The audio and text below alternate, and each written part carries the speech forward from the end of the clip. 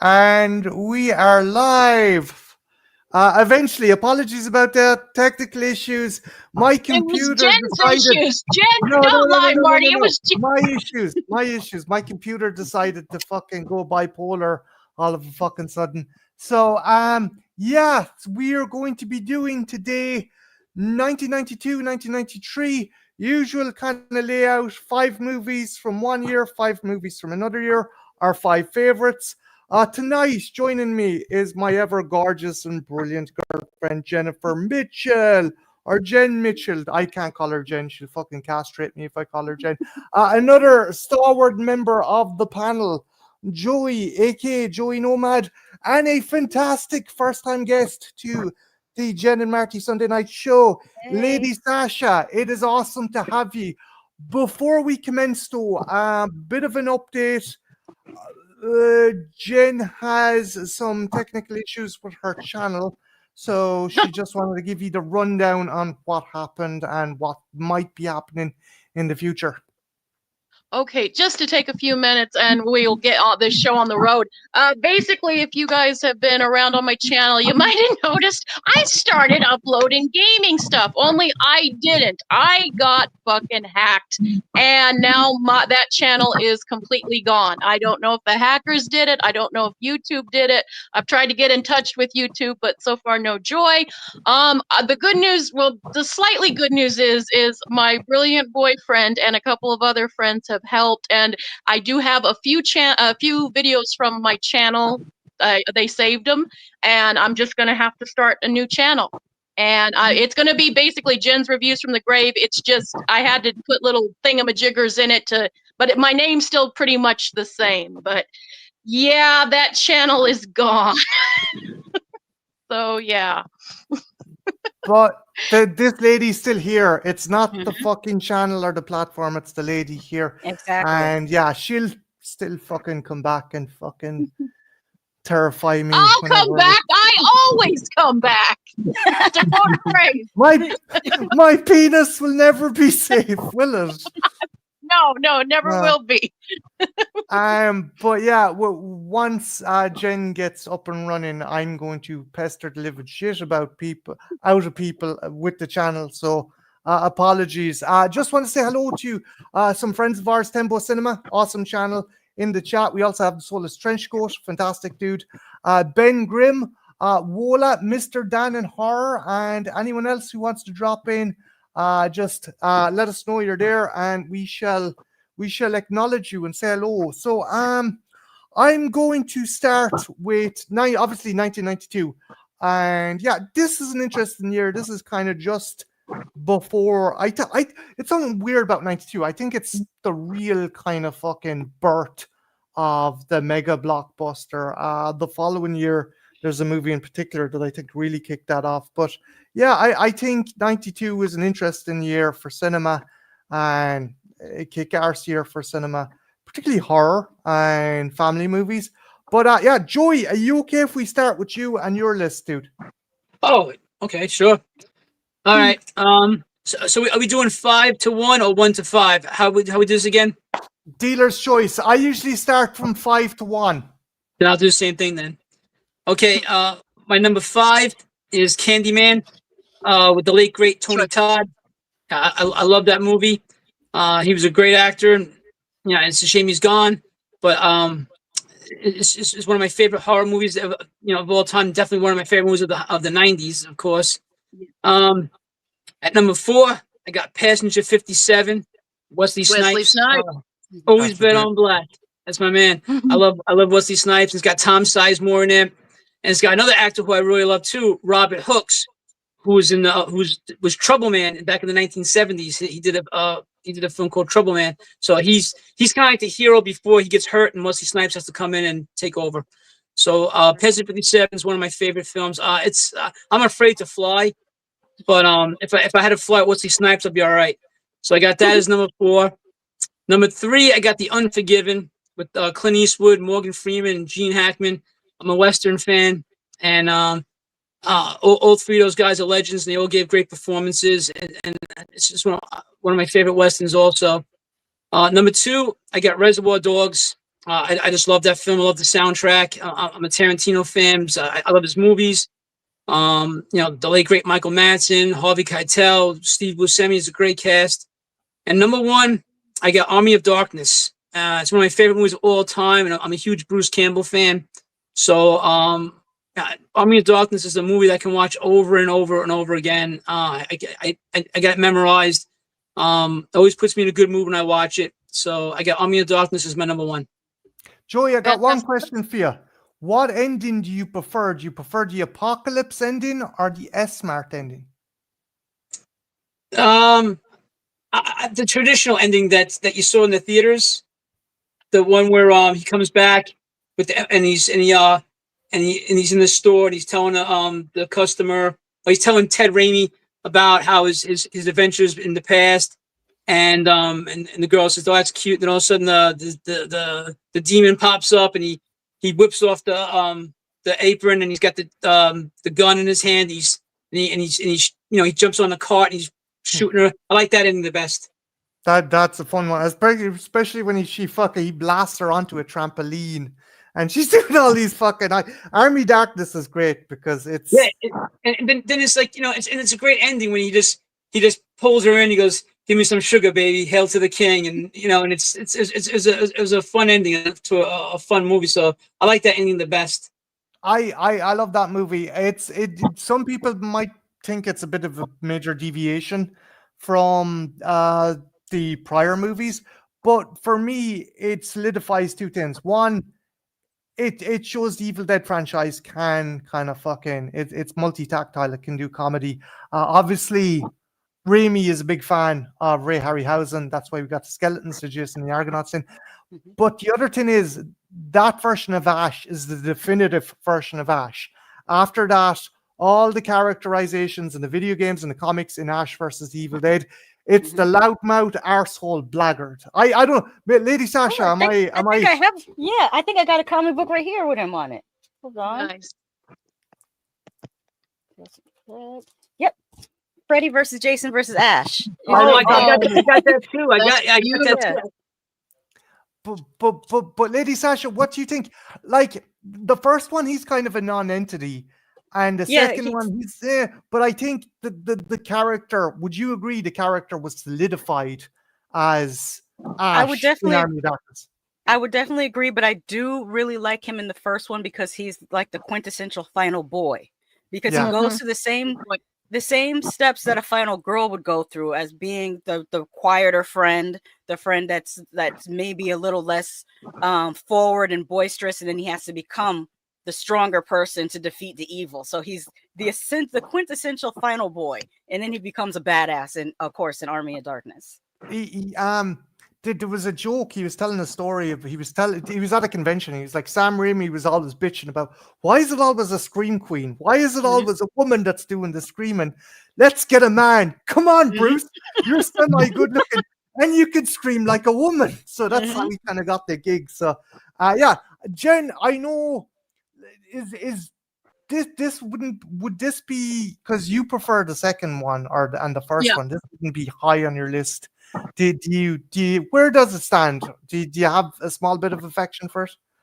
Yeah, a lot of people really enjoy the comedic aspect. I mean, we've always had it in, Evil Dead movies, but this is the one that really lays it on the thickest. It's cute. There's, and I do appreciate the special animation and stuff, the claymation and stuff. I appreciate all that. It's not my favorite, but I can understand why it's a lot of people's. I understand why. It's a kick-ass movie. It's a fun movie. But you know what part I really love though, when he comes back and he gets the book and everybody thinks he saves the day and they're all congratulating and pat on the back and he's like, all right, and then the one last guy goes, get the fuck out of my face. Yeah, fuck off. Yeah, it's just they sneak it in there. I love that. Yeah. Also, want to say hello to Mayan and Larry. Horror Cat Tag. They just stopped into the chat there. Hey guys. Another two great channels. Larry has me fucking blown out of the water when it comes to collecting figures, and that's no fucking easy feat. And Mayan, if you like Halloween hauls or Spirit Halloween hauls, check out Mayan's channel. Jen, yes, my angel, what is your top 5 for 92. 92 is interesting because while we have some great movies, I'm surprised Joey didn't bring up. Is it on every? I bet it's on everyone else's list. Stopper, my mom will shoot. That gave us that class. I'm kidding. I'm kidding. We also had Far and Away, which I know is going to be on your list, darling. Fuck off with Far and Away. Jeez. You like me, Haas? Fuck that. No, there were a lot of really good movies, and it's hard, but I'm not doing any particular order. I love these movies. Well, I love these movies, so there's not really an order. But the first one I want to talk about is definitely Spike Lee's Malcolm X. I know this is a bit cliche, but it's a damn good movie, and Denzel Washington literally embodies. I read the actual book that that it was that the biography that he used to make the movie, and I mean it's just he comes to the life. The only real thing, and they couldn't because his wife was on the set, was he wasn't quite as pious. He did have an affair with his secretary, but everything else they got spot on. They got spot on about the character, and I love Spike Lee, who also has a pretty big role in the film, and I love his character and where we go with it. And it's just an interesting where he starts out from, where he goes, and then where he evolves to at the end. It's a movie that I recently watched not too long ago again, and it still holds up. And this movie is quite old, and it still holds up. It's just a fucking classic. I agree. I've caught it on the channel's cable, I suppose you guys call it, and I never got around to finishing it. I really need to fucking track it down because I like a lot of Spike Lee's movies. I don't know why it is. I just never got around to fucking checking it out. And it's Denzel Washington, Mm-hmm. Yes, and everyone is great, and also like the ending. And I knew before I started the movie how the movie was going to end. But the scene where the speech is getting ready to set up, and you know what's coming, and the way Denzel plays it, it's like he knows too. Like he's already died before he even has been killed, and it's your heart always speeds up when I get that scene of them sitting in the where he's going to give the speech and he gets assassinated, and it's just horrible. And it's like he knows. It's like he knew it was coming. He did know it was coming, but it's just very eerie how it was filmed. I think it's a breathtakingly good movie. It's a good. Joey, Lady Sasha, your thoughts on Malcolm X? I haven't seen the whole thing. I agree with Jen. I was in high school when my father gave me that book to read. It was kind of an interesting thing, and well, where I'm from in the U.S., a lot of Black teenagers' parents gave us the autobiography of Malcolm X to read so that we would know, because it wasn't something that was taught in school. They mostly only taught you about Martin Luther King, but they didn't teach you about Malcolm X. So we would have to learn from our families. We also didn't learn about Black Wall Street in school. I learned that from my family telling me that history is a lot of American history. They try to paint the picture of more the positive things and less of the negative things that the U.S. has done. So that's how our history classes kind of go. So it was interesting seeing it on screen. Even though I knew how it ended with the assassination, it still hits you like a ton of bricks because of the way Spike Lee presents the film. They even show his early days when he was Cincinnati Red with him perming his hair and everything. He was like, yeah, and I love that line. Just, I mean, even as a kid, it just kind of sent a chill when he sees his hair and it's blonde, and he goes, "It looks like white folks, doesn't it?" And they're proud of it, I mean, because back then. And actually, my dad actually gave me a copy. He's a social worker, and my history teacher, it was 5th or 6th grade, got pissed because they're like, "Well, Malcolm X wasn't, we should be looking to leaders like Martin Luther King." And I go, "But Malcolm X wasn't a bad guy," and like my history teacher tried to paint it, and my dad's like, "Read the book, Jen, read the book, and then talk to him about it." Yeah, because they tried to paint him in a not so great light, and I'm like, "No, he had it by any means." Because he tried to make him sound, and I go, "No, by any means necessary." Which, it's very interesting. The powers that be at that time liked a more, I guess, docile docile coming across black man, and Malcolm didn't come across as docile, and so they didn't like that because they saw it as an affront to their authoritarianism, whatever. But towards the end of his life, he and Martin actually agreed on a lot of things.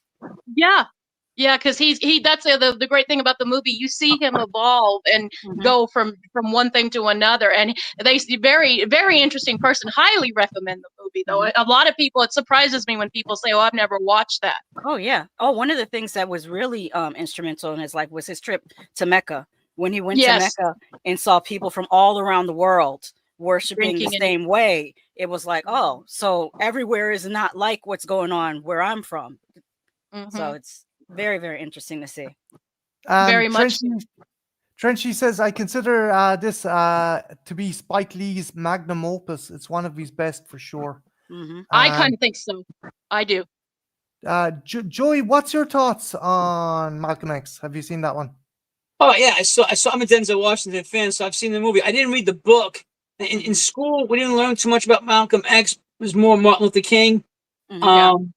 So I didn't know too much about Malcolm X until I got older, and I started watching the History Channel, and they would do specials on him.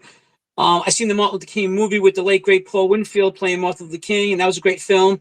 The film was great. I loved it, and even though you know what happens, your heart beats fast when you know what's coming, and I don't know why, but it's like you know what happens already, but it's like you just glued, and you don't blink, and because you know it's just gonna happen. But it was a great film. It's not my favorite Spike Lee film. Do the Right Thing is my favorite Spike Lee film. I was going to ask you about that, especially you being from Brooklyn. I would love to hear your opinion on Do the Right Thing, since it takes place in Brooklyn and you're from Brooklyn. That would be very interesting. Yeah. I love that film. And I'm a Spike Lee fan, and I'm a New York Knicks fan, and Spike Lee's always at those games too.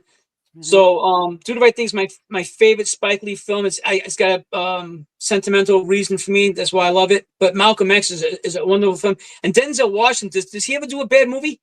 I've never think of one. No. I mean, for me, like Training Day is my favorite Denzel Washington film because he's so powerful in that movie. King Kong, no, I love when he does that. So, but I loved it, and like I said, but as a kid in school, they didn't teach you much about Malcolm X. It was more Martin Luther King, and they kind of try to pin him off as a radical, and that wasn't the case. I know, Martin Luther King was a great man, and he got assassinated too, unfortunately. And that was a bad era in the '60s, assassinations and stuff. But I'm a fan of the film. I thought it was great. Like I said, Denzel, you can't go wrong with him. If I was making a movie and they said you can pick one or two actors, I would go with Denzel Washington and Willem Dafoe, because those guys never ever give bad performances ever. That's true. Yeah, I would agree with that. Just want to highlight some comments. Martin Luther King wouldn't. Let's see. Martin Luther King wouldn't have gotten as far as he did without Malcolm X. I stand with that. He needed the yin and the yang. Yeah. Yeah. That's a good point. Tony Man says, "Oh yeah, I know this as well." Tony Man. That's who Professor X and Magneto are based on. Yeah, you have two guys striving for the same goal. One wants to take a more pacifistic route, and the other one realizes pacifism doesn't always necessary. work. Yeah. And Tony Man says, "Yeah, another great Spike Lee joint." Jen, what's next on your list? Another one that I really want to highlight, because I think if you know, you know, and if you've never seen this movie, God, you're in for a treat. It's one of my it's definitely in my top 5 favorite vampire films of all times. It's a John Landis film, and it is Innocent Blood. God, I love this movie. You wouldn't think a vampire movie, a love story, a mafioso story, a comedy would all mix it in a pot and work, but it works so well. You have a lot of the cast from The Sopranos doing little parts in this movie, and you have a lot of horror icons in this movie as well. You have incredible chemistry from our two leads, a vampire and a cop, and it's funny on top of it, and great special effects. This is a fun ride. Yeah, Mayanne says she's never seen that. You got to check it out, Mayanne. I'm not the biggest John Landis fan because I have issues with what happened with the fucking Twilight Zone movie. But it is worth checking out the performance. Anna Pillard, am I pronouncing? Yes. And I'm most pronouncing- guys will, just for that reason alone, most guys love the film because she's naked in a few scenes, and most guys will not be as sorry that she is. It's a cool horror comedy, nice companion piece to American Werewolf in London if you want Very to much so. watch it with that. And yeah, I would say it's like the last great John Landis film too, like one of his really last great ones. It's a kick-ass movie. Don Rickles as well. His fucking death in that movie is spectacular. I'm not gonna tell you what happens, but it's fucking hilarious. What else have you got, babe? What's up next? Okay, I'm gonna go. To me, how I do with my comedies is it still funny after all these years? And much like with last time, City Slickers, this movie is still cracks me the fuck up. And I have a feeling Joey will agree. I feel the whole panel will agree. It's a Joe Pesci film, and I think it's just as quotable as that other Joe Pesci film. And of course, I'm talking about My Cousin Vinny. This movie is fucking hilarious. It's a fish out of water story, and it's about and it also has Ralph Macchio as a small bit in it. And these two kids get in the South, and there's this whole mix-up, and they accidentally steal something, and they get pinned for a murder, and they don't realize that they're confessing to the murder, not stealing something, and they don't have money for a lawyer. But luckily, Ralph Macchio has his cousin Vinny, and Marissa Tomei is also in this, and it's just the scene with the deer where she goes, imagine your deer. I love that. Would you care what the asshole's boots were wearing looked like? If you've never seen My Cousin Vinny, it's hilarious. The courtroom scenes are hilarious too. When Vinny's like, the two Utes, and the judge is like, Utes? What's a Ute? And Fred Gwynne. And Fred Gwynne's also in it. Herman Munster Judd Crandall, take your pick, was also in this, and he's really good as the judge. Yes. It's one that I just it still cracks me up after all these years.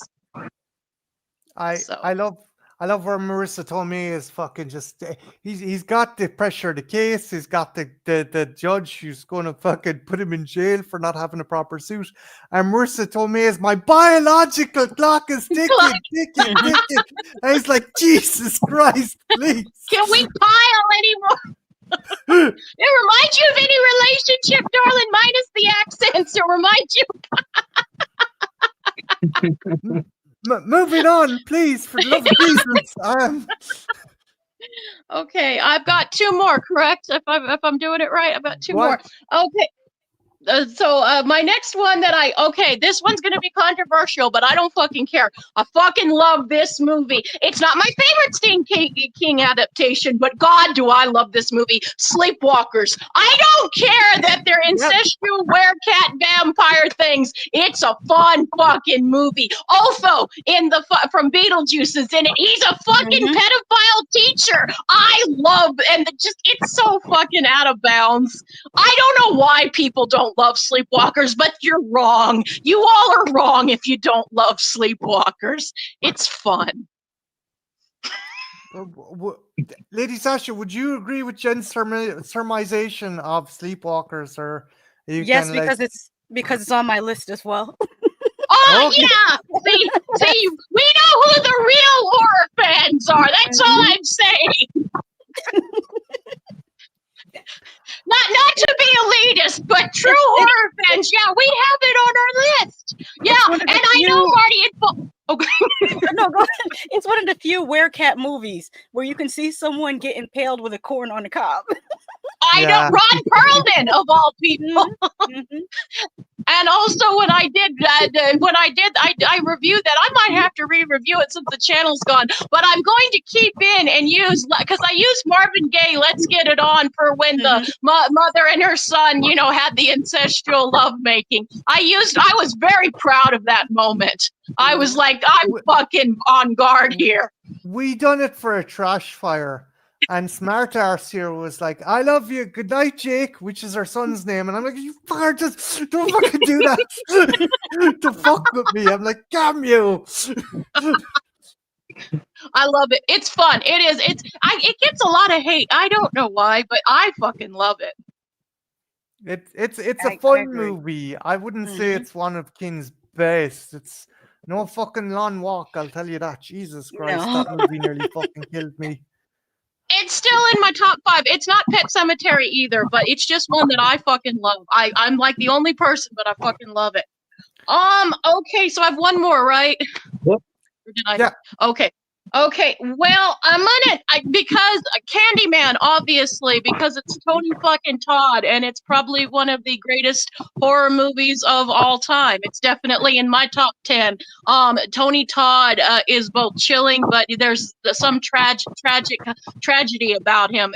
There's this thing that just your heart goes out to him, especially when you know the backstory and Helen and that great score, that fucking great score, and the urban legends, the urban legends of it. I'm a proud horror fan. I still won't say his name in the mirror any times. I haven't done it, never will. Not that I wouldn't love Tony Todd to come and do that, but not the actual Candyman. No, it's just a fucking it's a masterpiece. Like Joey said, it's a fucking masterpiece. There are other movies that I could have named, but I'll save that for the honorable mention. See, I was good, Marty.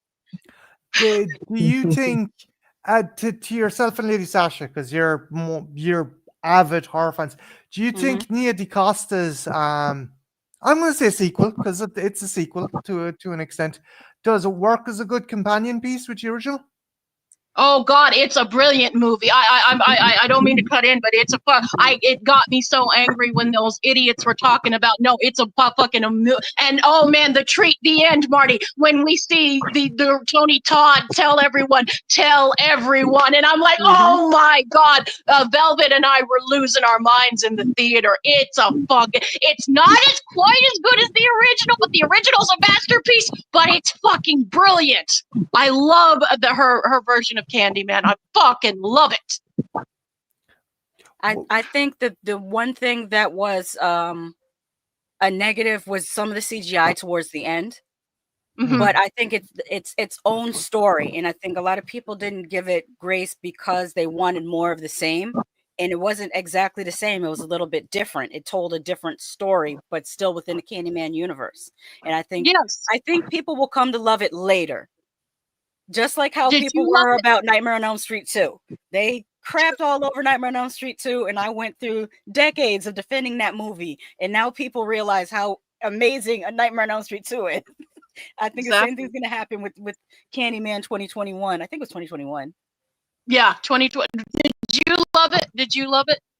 I did enjoy it. And I went to the movies to see it by myself because no one wanted to get up to see it with me. And I go sometimes for my reviews, I'll get up and I'll go to the theater at 11 a.m. because I can there's a theater here that the matinee is $7. So I'll get up in the morning and go, nobody wants to go in the morning to see horror movies. It's just me by myself. In the evening, my husband will go every time in the evening. I think he would probably go with me now in the morning, but yeah. I had a good time with it. It creeped me out. It had some really good kill scenes. My favorite was the lady in the apartment where there's that long shot from outside her window and you just see like her body and being smeared across the window, the blood. Like it's hard to describe, but I know which one you're talking about. That was awesome. And it's still telling the story of gentrification, but now the story is kind of changed because it's showing how a group of people who are only a generation removed from that area can gentrify their own area if they don't know the history of that area. Yeah. If you don't know your history, you're doomed to repeat it. I thought it was genius. Myself and Jen are going to come to a disagreement about this. I'm excited to see what she does with the 28 Weeks Later sequel because I was not enamored with that new movie. Oh yeah, I'm hoping you could if do you saw my review, I did. A 10-minute I wouldn't call it a rant because I wasn't angry. I just was explaining why I thought it was in such bad taste to use Jimmy Savile or Jimmy Savile lookalike in the end of that movie, like that's terrible taste. That's like that would be like if somebody made a movie here and put. I'm trying to think of if we have a prolific kitty diddler like that. We have more Epstein. prolific. Yeah, Epstein, perfect. If they Yeah. put an Epstein character at the end, and like his victims are still currently in court trying to, fight against what has happened to them. It was a worse taste to do something like that. I'm like, that's Yeah. just terrible, Yeah. and it ruined the whole movie for me. I'm the only one, and Marty didn't like it much either. I liked. I actually, it's really high on my list for this year. But I've heard a few people who feel like you do, and I know Marty has some issues too. I can see where y'all are coming from. I'm very excited though for the next one, especially with her and behind the helm, because I think she's fucking brilliant. I think she'll do some interesting things with the story, and I think the trailer. If she has the rage zombies rip that dude to shreds in the first 10 minutes of the movie, then I'm here for it. We're all good. He's got to get his comeuppance. He has to. Yeah. I'm sure, knowing her, she will. Mm-hmm. I had some issues at the beginning. I had some issues at the end. I get what you're saying, Lady Sasha. I wouldn't be 100% behind it being bad taste. I can understand. You're right. You're right to an extent. I understand why they done it for the movie, though. I think it works when you have individuals who are enamored with television. This cult, their worship, their altar is the television. Yeah. And in this universe, obviously, the shit never came out, because if we're going with the original timeline from the first movie, society fell apart before any of that stuff came to fruition. I still understand why you have issue with it. I just made it. I just felt like they just should have just gone with a fictional character. Don't base it off someone that people who were his victims can, like. What if you're his victim? You go to the movie to see a zombie movie, and you see your abuser or someone that looks like your abuser in the movie. That's a good point. Just make it a completely fictional. The fictional character could be equally awful, could be horrible, but just make it fictional. That's a good point. Okay, so Mayanne has a question for you, Lady Sasha. Did you at least enjoy Samson? I'm guessing she's talking about the dude when he's gone out. Well, you know, if Mayanne watches my channel, she knows I'm a big fan of male frontal nudity. So yeah. Who is it? Yes, more zombies should be naked. Shout out to George Romero, who included a naked zombie in the very original Night of the Living Dead, and of course Dan O'Banion, who had Linnea Quigley dancing. Trash. Yes, trash. Danced. Yeah, shout out to naked zombies. Also, hello to Triv. Triv is in the chat there, Trivial Theater. Hey. Lady Sasha, would you like to enlighten us with your top 5 for 92? Yes, I'm starting where Jen left off. My number 5 was Sleepwalkers. Oh, I must mention that when you wrote to me about the top 5, in my mind, I just heard top 5 horror, so I didn't look at the other categories of film. Okay. So my top 5 is all horror. Don't worry about it. Don't worry about That's okay. So top 5 horror is the best. That's most of her lists. Don't worry about it. So I have Sleepwalkers because I was obsessed with this movie when I was in high school. I watched it. I remember I recorded it off of like HBO or something, and I watched it like every other weekend. I was watching Sleepwalkers. I don't know why I liked it so much. I love that the heroes of the movie are cats. The cats showed up and we're like, okay, we're gonna get rid of these. What Jen called them incestuous werecats. Werecat, vampire fuckers. Yeah, they're fucking, and it's the Egyptian part of it too. It kind of has, because we have all these different lores, and cats are kind of the underworld, so it makes sense. It's a very deep lore, darling.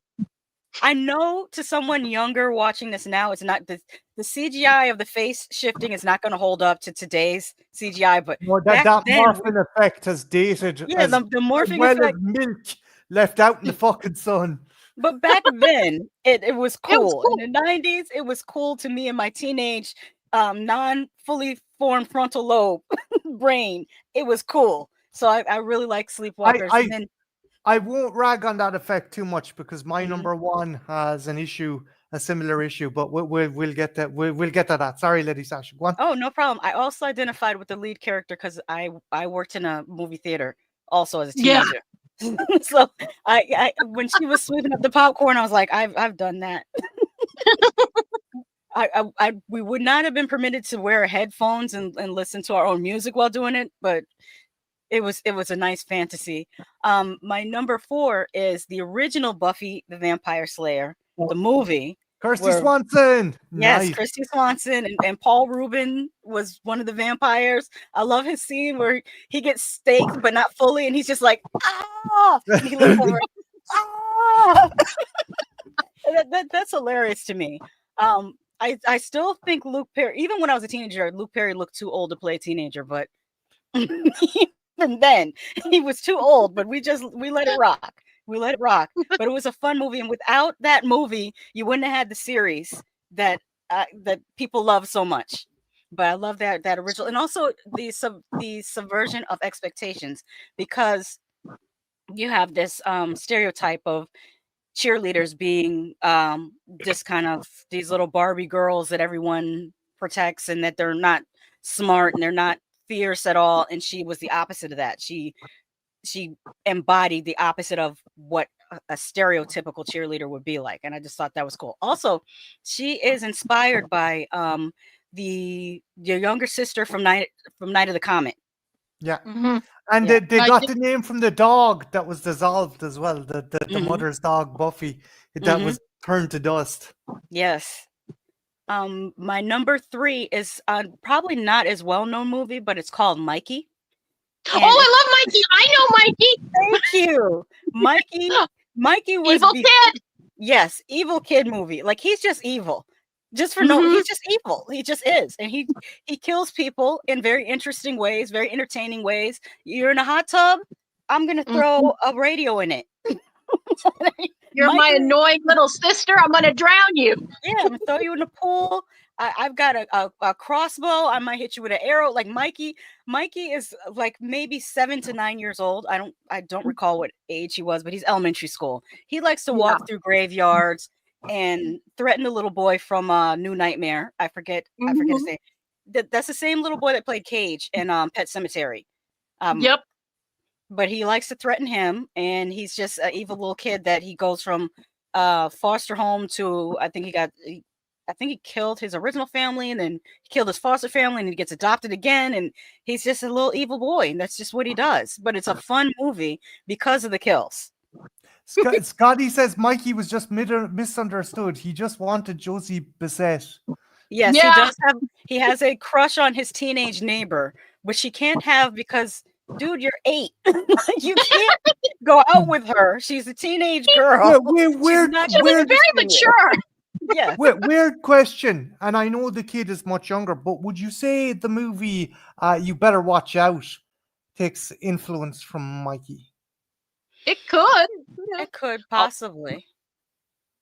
They did it better, like better, but then they had time. I mean, it works a little better, but Mikey's a fun one, and I think the reason why is because he's so young. But it's like the bad seed and the good son. You just don't expect it from someone that age, but it happens.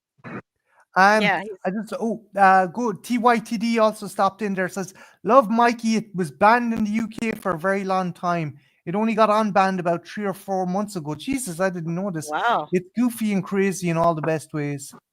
Yeah, I would agree. That's probably why I've never seen it, because if it's banned in the UK, it's usually banned in Ireland as well. But no, is there any notable? Was it a TV movie, or did it get a theatrical release? And was there any big name in it, or kind of horror? I think it might have been straight to DVD. Video. Yeah, because I remember we rented it from the video store. I don't think it ever got into the theaters. I'm trying. That's how I found it too. Was through the video store. I feel like somebody. I think Kirsty was in it, from the actress that plays Kirsty in Hellraiser. I think she was in Mikey. I think she played. Yes, she was. She plays one of the teachers. She does. Yeah. She is in it. She does. And you're right. The one kid that from New Nightmare that was Jacob, or not New Nightmare, but one of them, Dream Child. Yes. Yeah. So there was a few people, but I don't think I've ever heard anyone say that. Everyone I've never who knows about that movie caught it at a video store. Yeah. Mm-hmm. Joey, The you've mother seen was this the one. mother looks. That's the Ah. mother. She looks Yeah. familiar too. What is she in? Let me go up and see what her name is, because I know she's in something else. Yeah, Let me she's. look at the I think cast you're list. right on that. Did I scroll past it? There it is, cast list. I guess is it Josie Bissett? Yes. Yeah, I think it's Josie Bissett. And Mimi Craven was in it as well. Mhm. But let me show you the picture of Mikey, because what makes it so cool is he has the cutest little face that you wouldn't think that he would be so evil, but he's quite evil. That's Mikey. He's a cute kid. He's a cute kid. Mm-hmm. Looks like a troublemaker though. Oh yeah. Oh, I forgot about the video camera. He also would look through windows and try to videotape his neighbor undressing. Like he was just so bad. So basically, he was a prepubescent Ted Bundy. Kind of. Or like a male bad seed. Like if you ever seen The Bad Seed. Yeah. It's like wrote a text on. Mm-hmm. But it's great. It's great. It's got a lot of carnage for a movie. Is this rated R? Let me see if it was I think rated R. so. TYTD says this movie, I learned the lesson that American bathrooms have an ungodly amount of electrical outlets in them. Oh, yeah, we do. And Triv says it depends on the bathroom. Most of the ones in places I've lived in barely have a functioning one. Mm-hmm. Aye. My number 2 is a movie out of New Zealand. It was one of Peter Jackson's early films called Dead Alive. And Yeah. I played that one to death when I was younger. Like that was one of the movies that made me really love gore. I think I first really got into gore with probably Blood Feast, Dead Alive, and Reanimator were like the ones that were like, oh, I like seeing entrails. Dead Alive is so fucking fun. It doesn't take itself seriously. At all. The priest. I kick ass for the Lord. For the Lord. Yep. and I don't even know. I should look this up to see if it's real. But your mom getting bit by a Sumatran rat monkey. Yeah, that was. Hey, any fans of Peter Jackson? I love the fact Peter Jackson will always put nods to his older stuff. If you've watched 2005's King Kong, in the cargo area, they have a cage with the Sumatran rat monkey in the back next to King Kong's cage. And then if you've ever seen fucking Bad Taste, yes, when they're going through Shelob's lair, he dug out the seagull prop that one of the lads squashes, and he put it into Shelob's lair. It's just nice the fact he hasn't forgotten his roots and stuff, and it's so fucking fun. Oh, sorry. Oh no, it's okay. Not only is the lawnmower, and when he takes the lawnmower to the zombies, amazing. I think we should give him credit for the first zombie baby. I think he made the first zombie baby. When he shoved the little fucker into the blender as well. It's fucking brilliant. That's traumatizing. That's the hard one. That's that. I want to bring that back. Bring back all. And then my number 1 for 1992 is Candyman, because that I lost sleep for a week over that. I covered the mirror in my bedroom after seeing Candyman. That movie.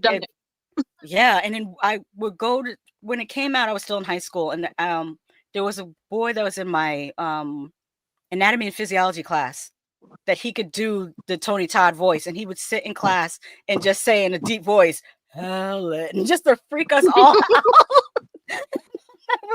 It would be like we'd be, studying, we're trying to do our test, or we're trying to do something, and you would hear that voice. But yeah, I think that movie affected a lot of us, because I did not expect it to be as scary as it was when I was I think I was probably 14 or 15 when it came out. It really, really scared me. And the scary parts were some of the artwork, like when Helen is crawling through the mouth of the painting of him. Yeah, I don't know why the that was graffiti creepy. and the murals Yeah. and shit. It's like fucking terrifying. Yeah, it's like who does, like, usually graffiti is bright and colorful and kind of like fun, but that artwork that they commissioned for the Candyman movie was very, very creepy. And like Jen said earlier, the score, when the movie starts out and you have that overhead shot over the highway in Chicago, and that score comes, I think it's up there with the original score from Halloween as one of the best horror movie scores ever composed. Like it is amazing. And without that score, the movie probably wouldn't have had the impact. And also, oh gosh, I'm blanking on the lead actress's name. Virginia Madsen. Virginia Madsen, Michael Madsen's sister, right? Yes. The way her eyes look in the different scenes with Candyman, which I later learned that she was hypnotized during those scenes. And that's why her eyes have that glassy look to them when she's in the presence of Candyman, because she's literally under hypnosis. Is wild. Like it's the backstory of the movie is very interesting too, especially when if you read the original short story of Candyman. They changed a lot. They kind of had to when they changed the location, because the original Candyman, I think it takes place in the UK, and his description is he's this red-haired man. He looks kind of haggard and stuff. So when they changed the location to Chicago, they had to change some of the storyline, and they did a great job with kind of Americanizing the story, the backstory, but still keeping sort of the moral to the story the same. And using Chicago and using the apartments, and because both the original Candyman short story and the movie deal a lot with classism. And I think it's really interesting to look at the classism that's on display in the movie when Helen is telling her girlfriend about the difference between her apartments and the apartments on the other side of the highway, how they're literally the same apartments, but the ones on the other side of the highway are designated projects, or what in the UK would be called council estates, whereas her apartment is called a condo. Even though they're identical, one is designated the lower class living conditions than the other. And it's just wild to see.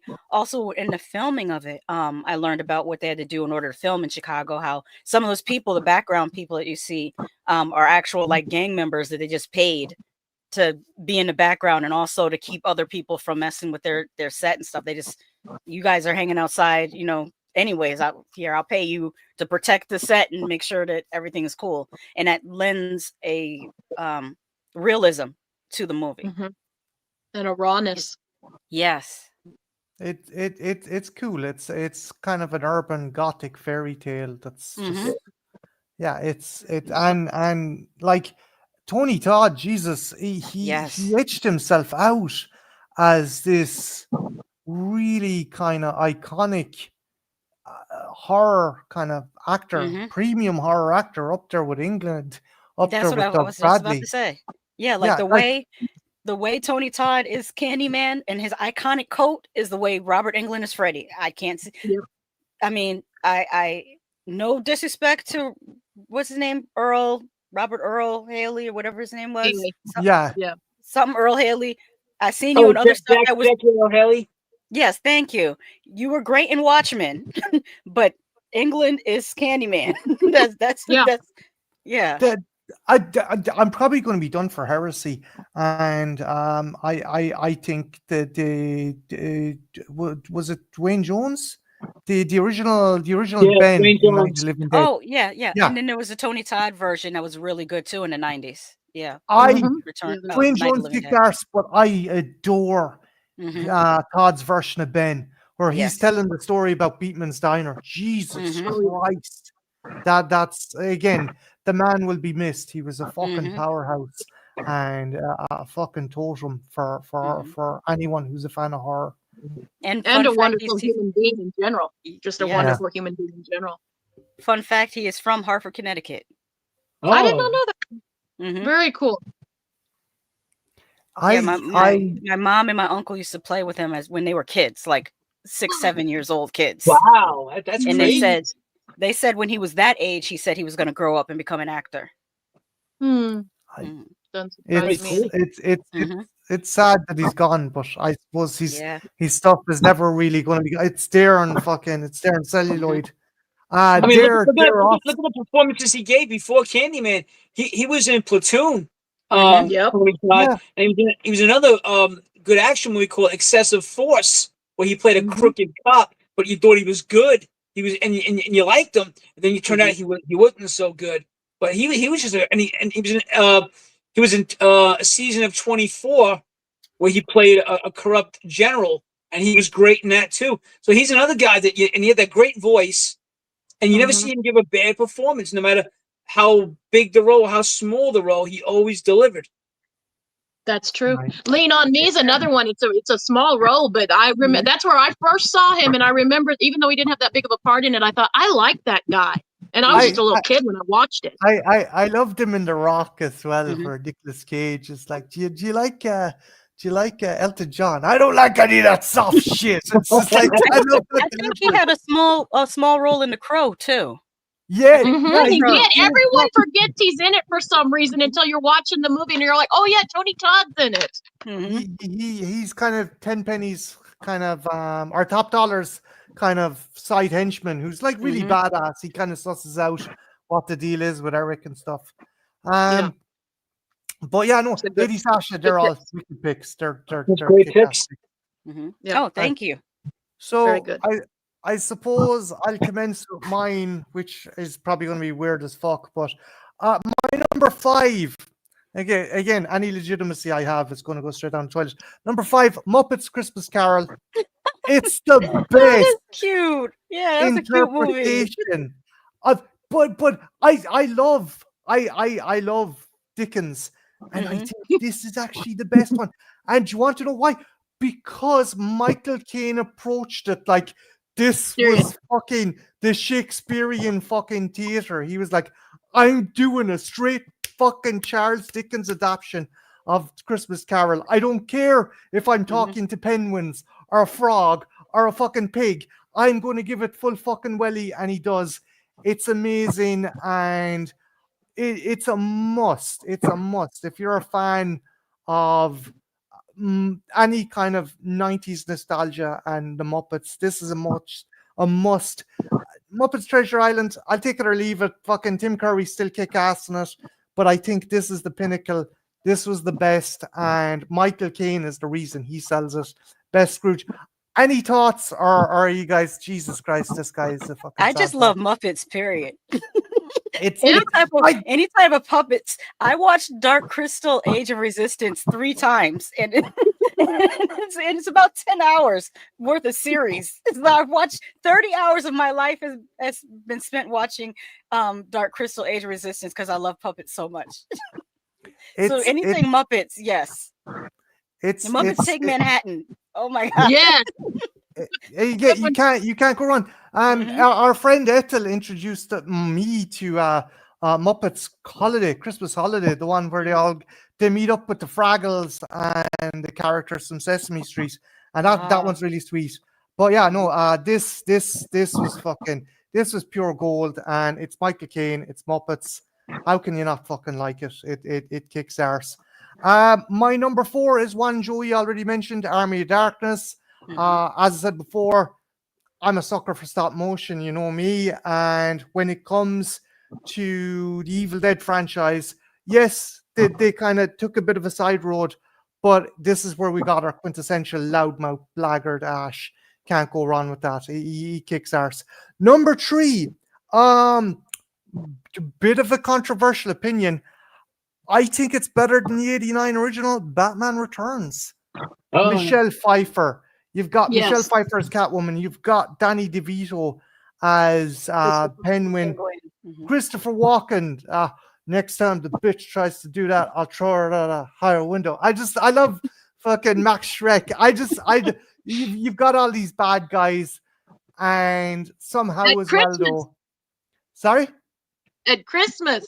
At Christmas, it's a Christmas movie. We done it for our Christmas review, but the fact is, Keaton's Batman doesn't get overshadowed by all these actors, and you have Michelle Pfeiffer is brilliant as Catwoman.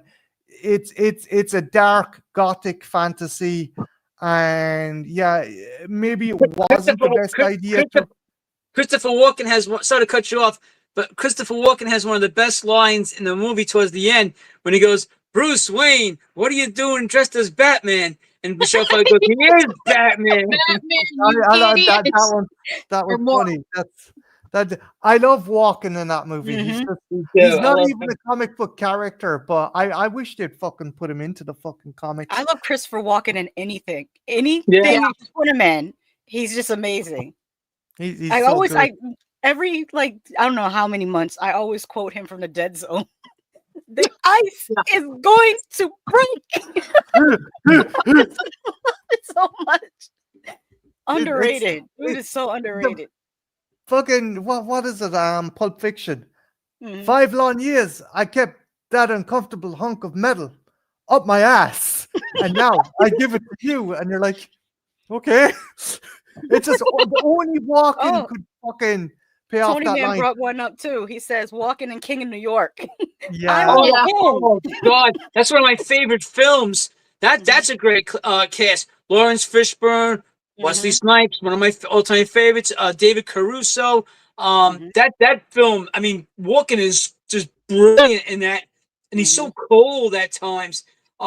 Especially when he's on the train and he's fooling around with his girlfriend, and they come up and he just opens up his jacket. He's got the gun in his pants and he throws him the money. He goes, "Call me." He is so. Walken's one of my all-time favorite actors. I love that guy. He's a fucking magnificent actor. But I love this movie. I don't know.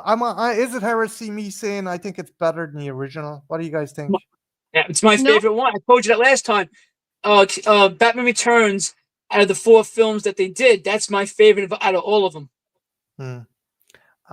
Now, granted, maybe not the most family friendly, as McDonald's fucking pointed out when people were like, why is this green shit coming out of the penguin's mouth?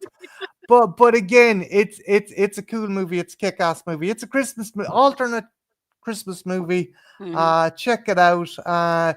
Give us an awesome Catwoman. My favorite's Anne Hathaway, but I still think Michelle Pfeiffer kicks arse. And yeah, it's a cool fucking Batman movie. If you haven't seen it, check it out. My number 2 is one Joey picked as well. Unforgiven, great Clint Eastwood movie. An amazing revisionist Western. Morgan Freeman, Clint Eastwood, Richard Harris. Richard Harris has a cameo part as English Bob, but he's so fucking good in that. But I think the late great Gene Hackman as Little Bill. He's so good. Just this fucking menacing force. I haven't seen Unforgiven. You'd like it. You're gonna love it. Also, I never said hello to people who came into the chat there. Double Feature Podcast stopped in. 2 awesome ladies there. If you haven't checked out their channel, check them out. And Marquis de Flute. I'm not even going to pronounce that. Apologies, but thank you for stopping in. I do not want to mispronounce your name and start a war between Ireland and France, but you're very welcome. But Unforgiven, you got to check it out. My number 1 though, and I always get shit for this. I don't care. I will fucking ride and die for this movie. Has to be Alien 3. I fucking adore this. Can I say my line? I love this line. when dude says, "You don't want to mess with me, lady. I'm a rapist and a murderer." Charles, everyone in that movie is fucking giving it 110%. This is a movie that first controversial opinion. This is my favorite out of all the Alien movies. I don't care. I love the other 2, but it's a trifecta. It's a movie that shouldn't exist. You had 12 scripts that were knocked down to 7, that were knocked down to 4. You had the William Gibson script that was set on a wooden planet with monks. It was essentially Umberto Eco in space. They reused some of the sets. They had to paint the sets metallic. They had to redo them. You also had David Twohy had an idea for one where Hicks is sent to the alien planet, but there's no fucking sunlight, so he has his eyes worked on. They're like, we don't like that script. Fuck you! I'm gonna make my own movie. That's how we got Pitch Black, and yeah, a whole host of other ones. Ready Harlem, but yeah, this was supposed to be our Alien on Earth, because they released the teaser, and the teaser for Alien 3 said, on Earth everyone can hear you scream, and then that was one of the drafts. The Earth one was only a rough draft. They had an idea for it, but then they realized, no, fuck it, but we'll keep the trailer because it'll fucking pull people in. But what we got was fantastic. We got Umberto Eco. We got In the Name of the Rose on a prison planet. We got closure to the character Ripley. We got fucking Charles S. Dutton, amazing actor. If you've ever seen the series Rock, he kicks arse. Charles Dance, Game of Thrones, he's fucking brilliant in this as Clemens. You had Brian Glover from American Werewolf in London. Just a fucking stacked cast. Pete Postlethwaite. I could go on, but the reason people didn't like it was it's too miserable. I'm like, what the fuck are you talking about? What are you talking? It's too same fucking thing they said about RoboCop 2. It's too down and out. It's too dour. It's like, lads, the first movie, Veronica Cartwright is raped to death by an alien. It's alluded to. That's what the only sin this movie made was the only sin this committed was it came out after Aliens. That's the only fucking sin. This movie shouldn't exist. It fucking kicks arse. I will fight tooth and nail for this movie. I don't know. Guys, what do you think? Do you think I'm talking fucking waffle, or do you think I'm talking up my arse? No, I agree with you. It's not perfect. I'm not going to say it's perfect. It's my favorite. I'm not saying it's the best in the franchise, but it earns its place. Sorry. I'm fucking, you know what I'm like with that movie. What you just did is what I did with Nightmare on Elm Street 2. It's unfair. I still maintain that Jesse. And I still maintain that Jesse should have been one of the teenagers that was in the hospital in part 3. I agree. It's yeah, they kind of retconned that movie out of existence, did they? When 3 came along, was it because of? And I know there's a debate back and forth. Was that movie kind of retconned because there was a gay subtext to it, and Hollywood wasn't ready? Yes, there's a great documentary about it called Scream Queen, that's specifically about Nightmare on Elm Street 2 and how when it came out and people recognized the gay subtext, the screenwriter denied it and said, no, I didn't write anything, any gay subtext. It's just the actor. He was just too gay to play a straight character. But then it came out, the original script came out, and the leather bar was originally meant to be a trans leather bar, and that the original script was even gayer. Yeah. And so that came out, and like a decade later, he apologized. The screenwriter apologized to the actor for lying and saying that he didn't put gay subtext in it. Yeah, Mark Patton, thank you. When he literally did. He put a lot of gay subtext in the movie. And at that time in the 80s, it still wasn't it still was taboo to be even out. And it was at the height of the AIDS epidemic, and the media was at that time still making AIDS seem like it was just a gay disease, which was, a fallacy, because a disease doesn't know your sexuality. A disease just knows you're a human being with blood inside you. That's what a disease knows. But so they kind of tried to, I wouldn't say suppress the movie, but they just kind of threw it to the side because of the backlash. But there's so many lines in the movie that are clearly queer coded, but I still think it's a great movie. And I think now, if young people watch it now, like say Gen Z, older Gen Alpha watch it now, they wouldn't have no problem with it because they're in a different mental state. They're in a better state of mind in a lot of ways, where they're not going to look at Jesse as less than or negatively. So that's just my 2 cents on it. It just had the sad kind of luck of not coming out in a time where people were more enlightened. Yes, exactly. But in a way, it's good it came out when it did, because some people, like straight people, say we didn't even notice the gay subtext, but people who are part of the community could read between the lines, and they say it gave them some comfort. So in a way, it was good that it came out, because people who needed it had something. True. So. But yeah, no, I need to go back and rewatch that again. But yeah, before I continue, watch fucking Alien 3, please. Yes, Fucking I agree. brilliant. It's a good one. And the extended edition, if you can. But yeah, Jen, any honorable mentions?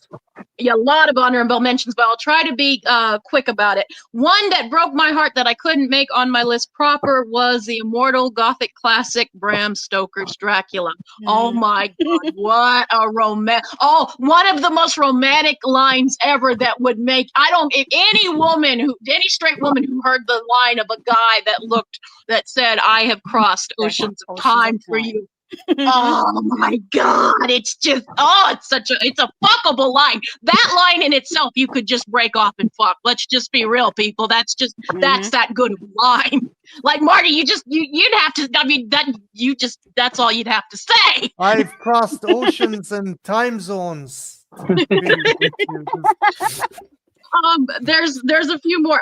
Another one that broke my heart, because I'm a Whitney fan. The movie, we've seen it done many of times, but I will say that this movie has one of the greatest cinematic kisses in history, and that is The Bodyguard. When when Whitney Houston tells the plane to stop, and she holds her hand like that, and then they run down the thing of stairs into Kevin Costner's arms, and the camera is sweeping back and forth. Oh my God. Oh, what a beautiful. I just love that part of the movie. Not to mention the song. The song is still iconic. Even though it's a remake from Dolly Parton, but the Whitney version, oh my gosh. Even Dolly Parton said that it's her song. Basically, it was her song after that, because she did. Although controversial, for me, my favorite song on that soundtrack is actually "I Have Nothing." That's the one that I fucking is my favorite. Too. It is. It is. It's just I know you got Joey and Marty are like, we don't give a shit about this girl shit, but it's such a good movie, guys. It is. Let's see. Another one, Neil Jordan is one of my favorite directors. And of course, I had to put on The Crying Game. Stephen Ray is so fucking good in this. It's such a good movie. It is. And also Jay Davidson. Whittaker. That's when we first got introduced to Jay Davidson. And he was amazing in The Crying Game, and he was amazing in Stargate. When he played Ra in Stargate, oh my gosh. And like you said, Marty, Forrest Whitaker also. I mean, the whole movie. And of course, that got parodied to death by everybody. But I mean, it's just watch for the movie. It's a fucking. I don't think we've ever had the discussion. How do you feel about A Crying Game, darling? I don't think you and I've ever talked about it. I actually I'm coming at it from a certain angle, in that it is very apt portrayal of someone in the IRA having to try and fucking kind of like the organization, like, okay, this guy has fucked up, we're gonna have to cut him off. And guys have had to fucking they fucked up a job, and whatever sectarian win you're with, they're like, okay, this guy's a loose end, we got to take him off. So that's interesting. And again, it's Stephen Ray grew up during the Troubles in that fucking up north. So he added elements that I don't think any other actor, even someone who grew up south of the border, I don't think would have encapsulated that. I think Stephen Ray done an amazing job. And then to add this relationship that already, a complex relationship that has more complexity loaded onto it. It's interesting. And I like the fact that it kind of has a bittersweet ending. He's in prison, and she comes to visit him, and he's like, he's sizing it up, but I think he realizes that he appreciates her for who she is, not how she started her life. And it's a great movie. And again, it's an interesting take on how kind of fucking someone who had a sectarian background would have to fucking go on the lam, and it's you as well. He felt guilty about what happened, and that's why he initially got in the relationship. And it's a great movie. It's a fantastic, and it's Stephen Ray. What more Yes. can you See, say? well, there's a reason why Neil Jordan always uses him. I'll try to be quick about the rest of them. Death Becomes Her is just a fun movie that I think is starting to get more. It wasn't appreciated at the time, but Goldie Hawn, Meryl Streep, Bruce Willis. It's one of my favorite Bruce Willis roles. I love the line where he goes, "I'll get the shovels, dear," when she tells him, "Do you know what they do to short, fat Republicans in prison? I'll get the shovels, dear." He is so playing against his usual type, and I think that's why I love this role of his. It's one of my. Everyone always looks at me weird, but it's one of my favorite Bruce Willis's roles. Another one, The Hand That Rocks the Cradle, Rebecca De Mornay. Oh my God, this is a good one. This is a really fun one. It made a lot of nannies lost their jobs after this movie came out.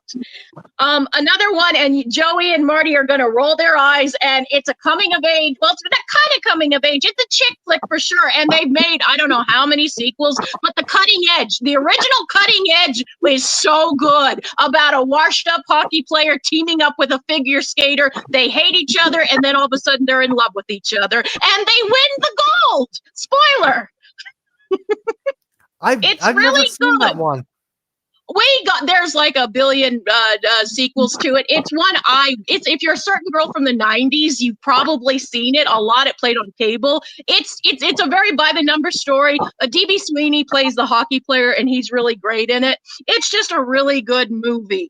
So I know that, and let's see, there's a couple more. I promise. I know A Stranger Among Us is one I want to talk about. A Stranger Among Us, Melanie Griffith, James Gandolfini. Joey, if you've never seen A Stranger Among Us, I would highly recommend it.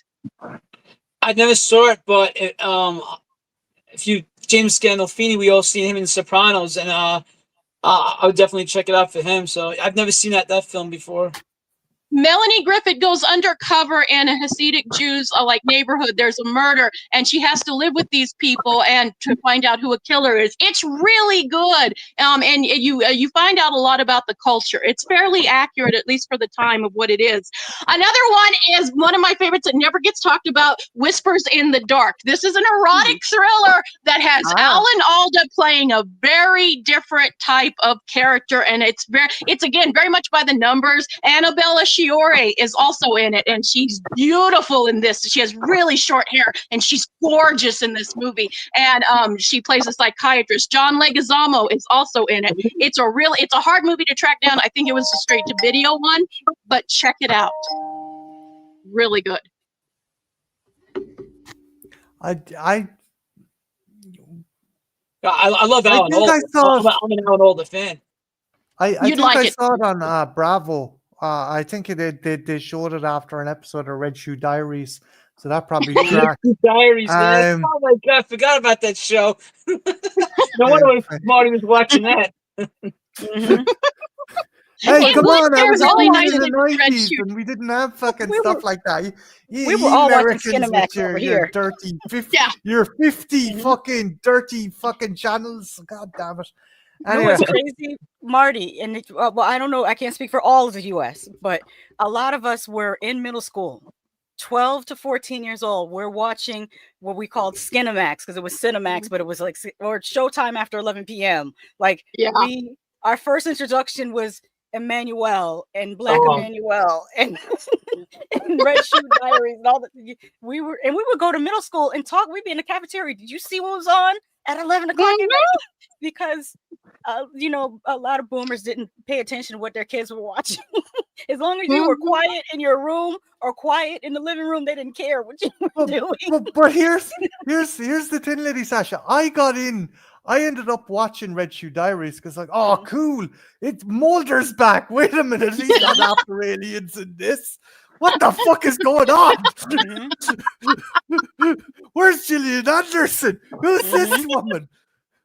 Where's that guy that can stretch his fucking arms? Okay, that's one body part that can stretch, but it's just it's weird. It's weird how you fucking end up watching stuff. Sorry. Double feature say they loved The Hand That Rocks the Cradle. They're making a remake. Ethel says, does he kill the chicken in it, Jen? I don't know, Cutting Edge, is that the... I don't know. No, he doesn't kill a chicken in it. It's about the Cutting Edge is about a hockey player and figure skater and stuff. It's a very by the numbers, and I don't know. I think they've made like I don't know how many sequels, and I've heard every sequel is worse than the last one. But the first one's actually worth a watch if you have a vagina. I don't know if guys will get the same thing, but if you have a vagina, you'll probably like it. They did a movie. They did a movie back in the 70s with Robbie Benson and I forget the actress's name, where he was a hockey player and he teams up with her and they win awards, and then at the end he gets killed in a plane crash. No one dies in this one. They just get the gold. Maybe they should have. Jesus. Lady Sasha, have you any honorable mentions that you want to mention? Yes.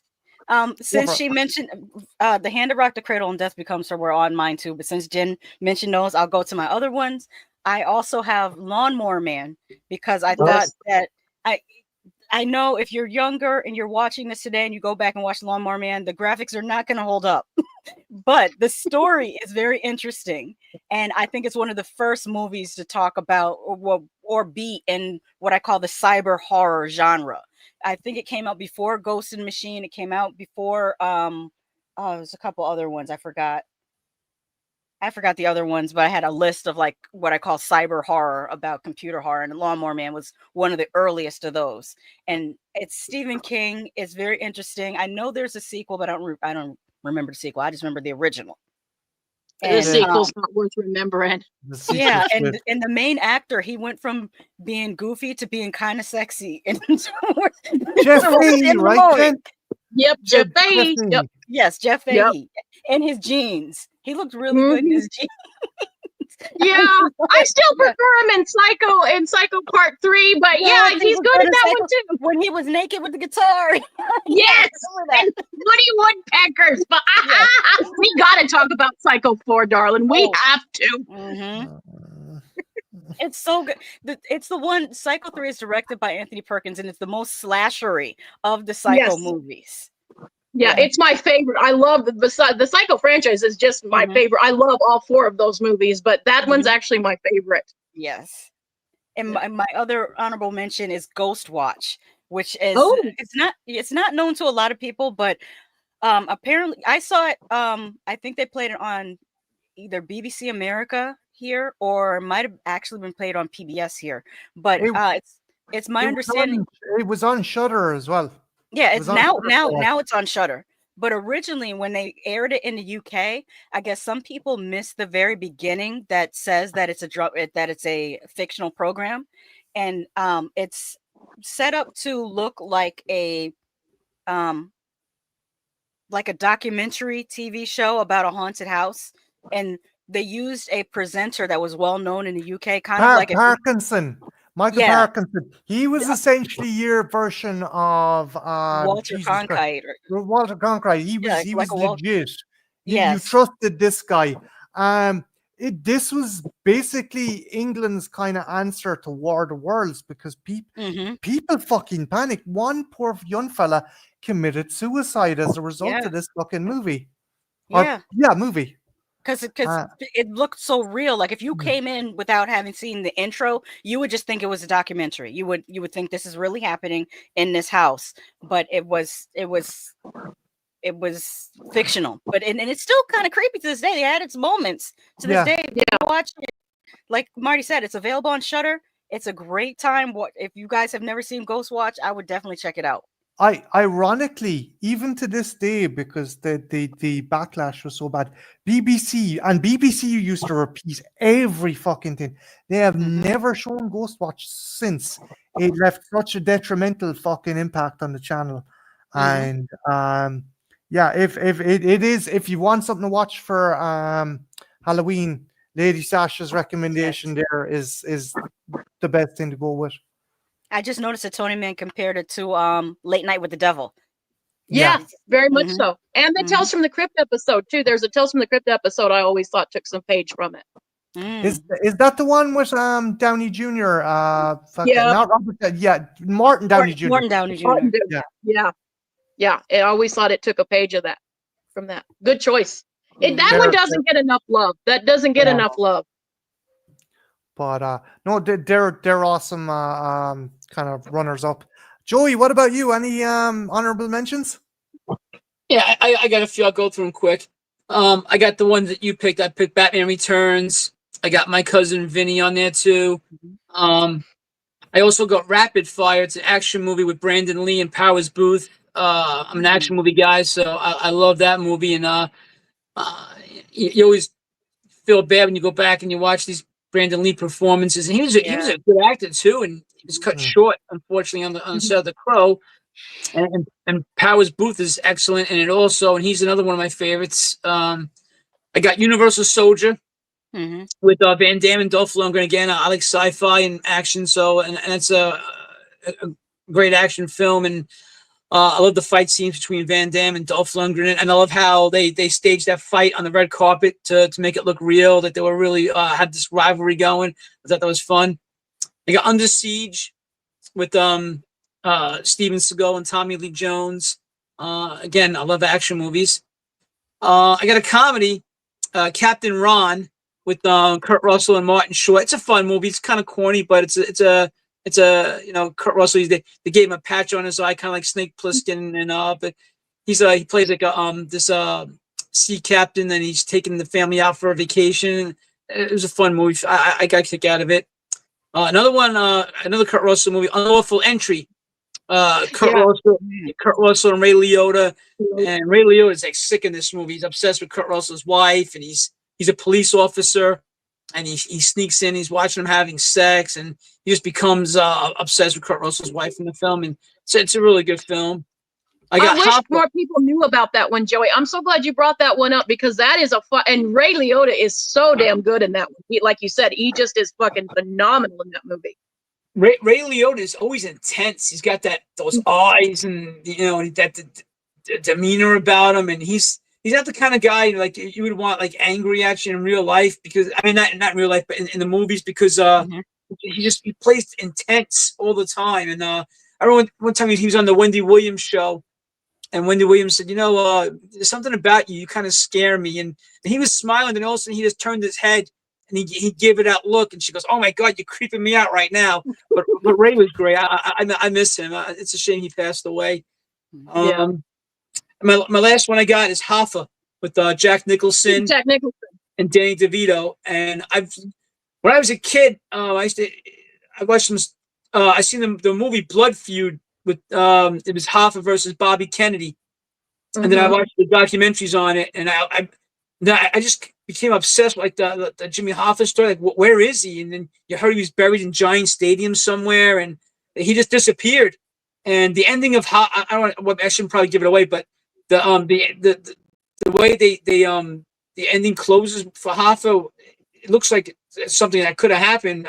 You heard he was kidnapped, killed, and then cut up and put in cement, and he's in some kind of building somewhere forever.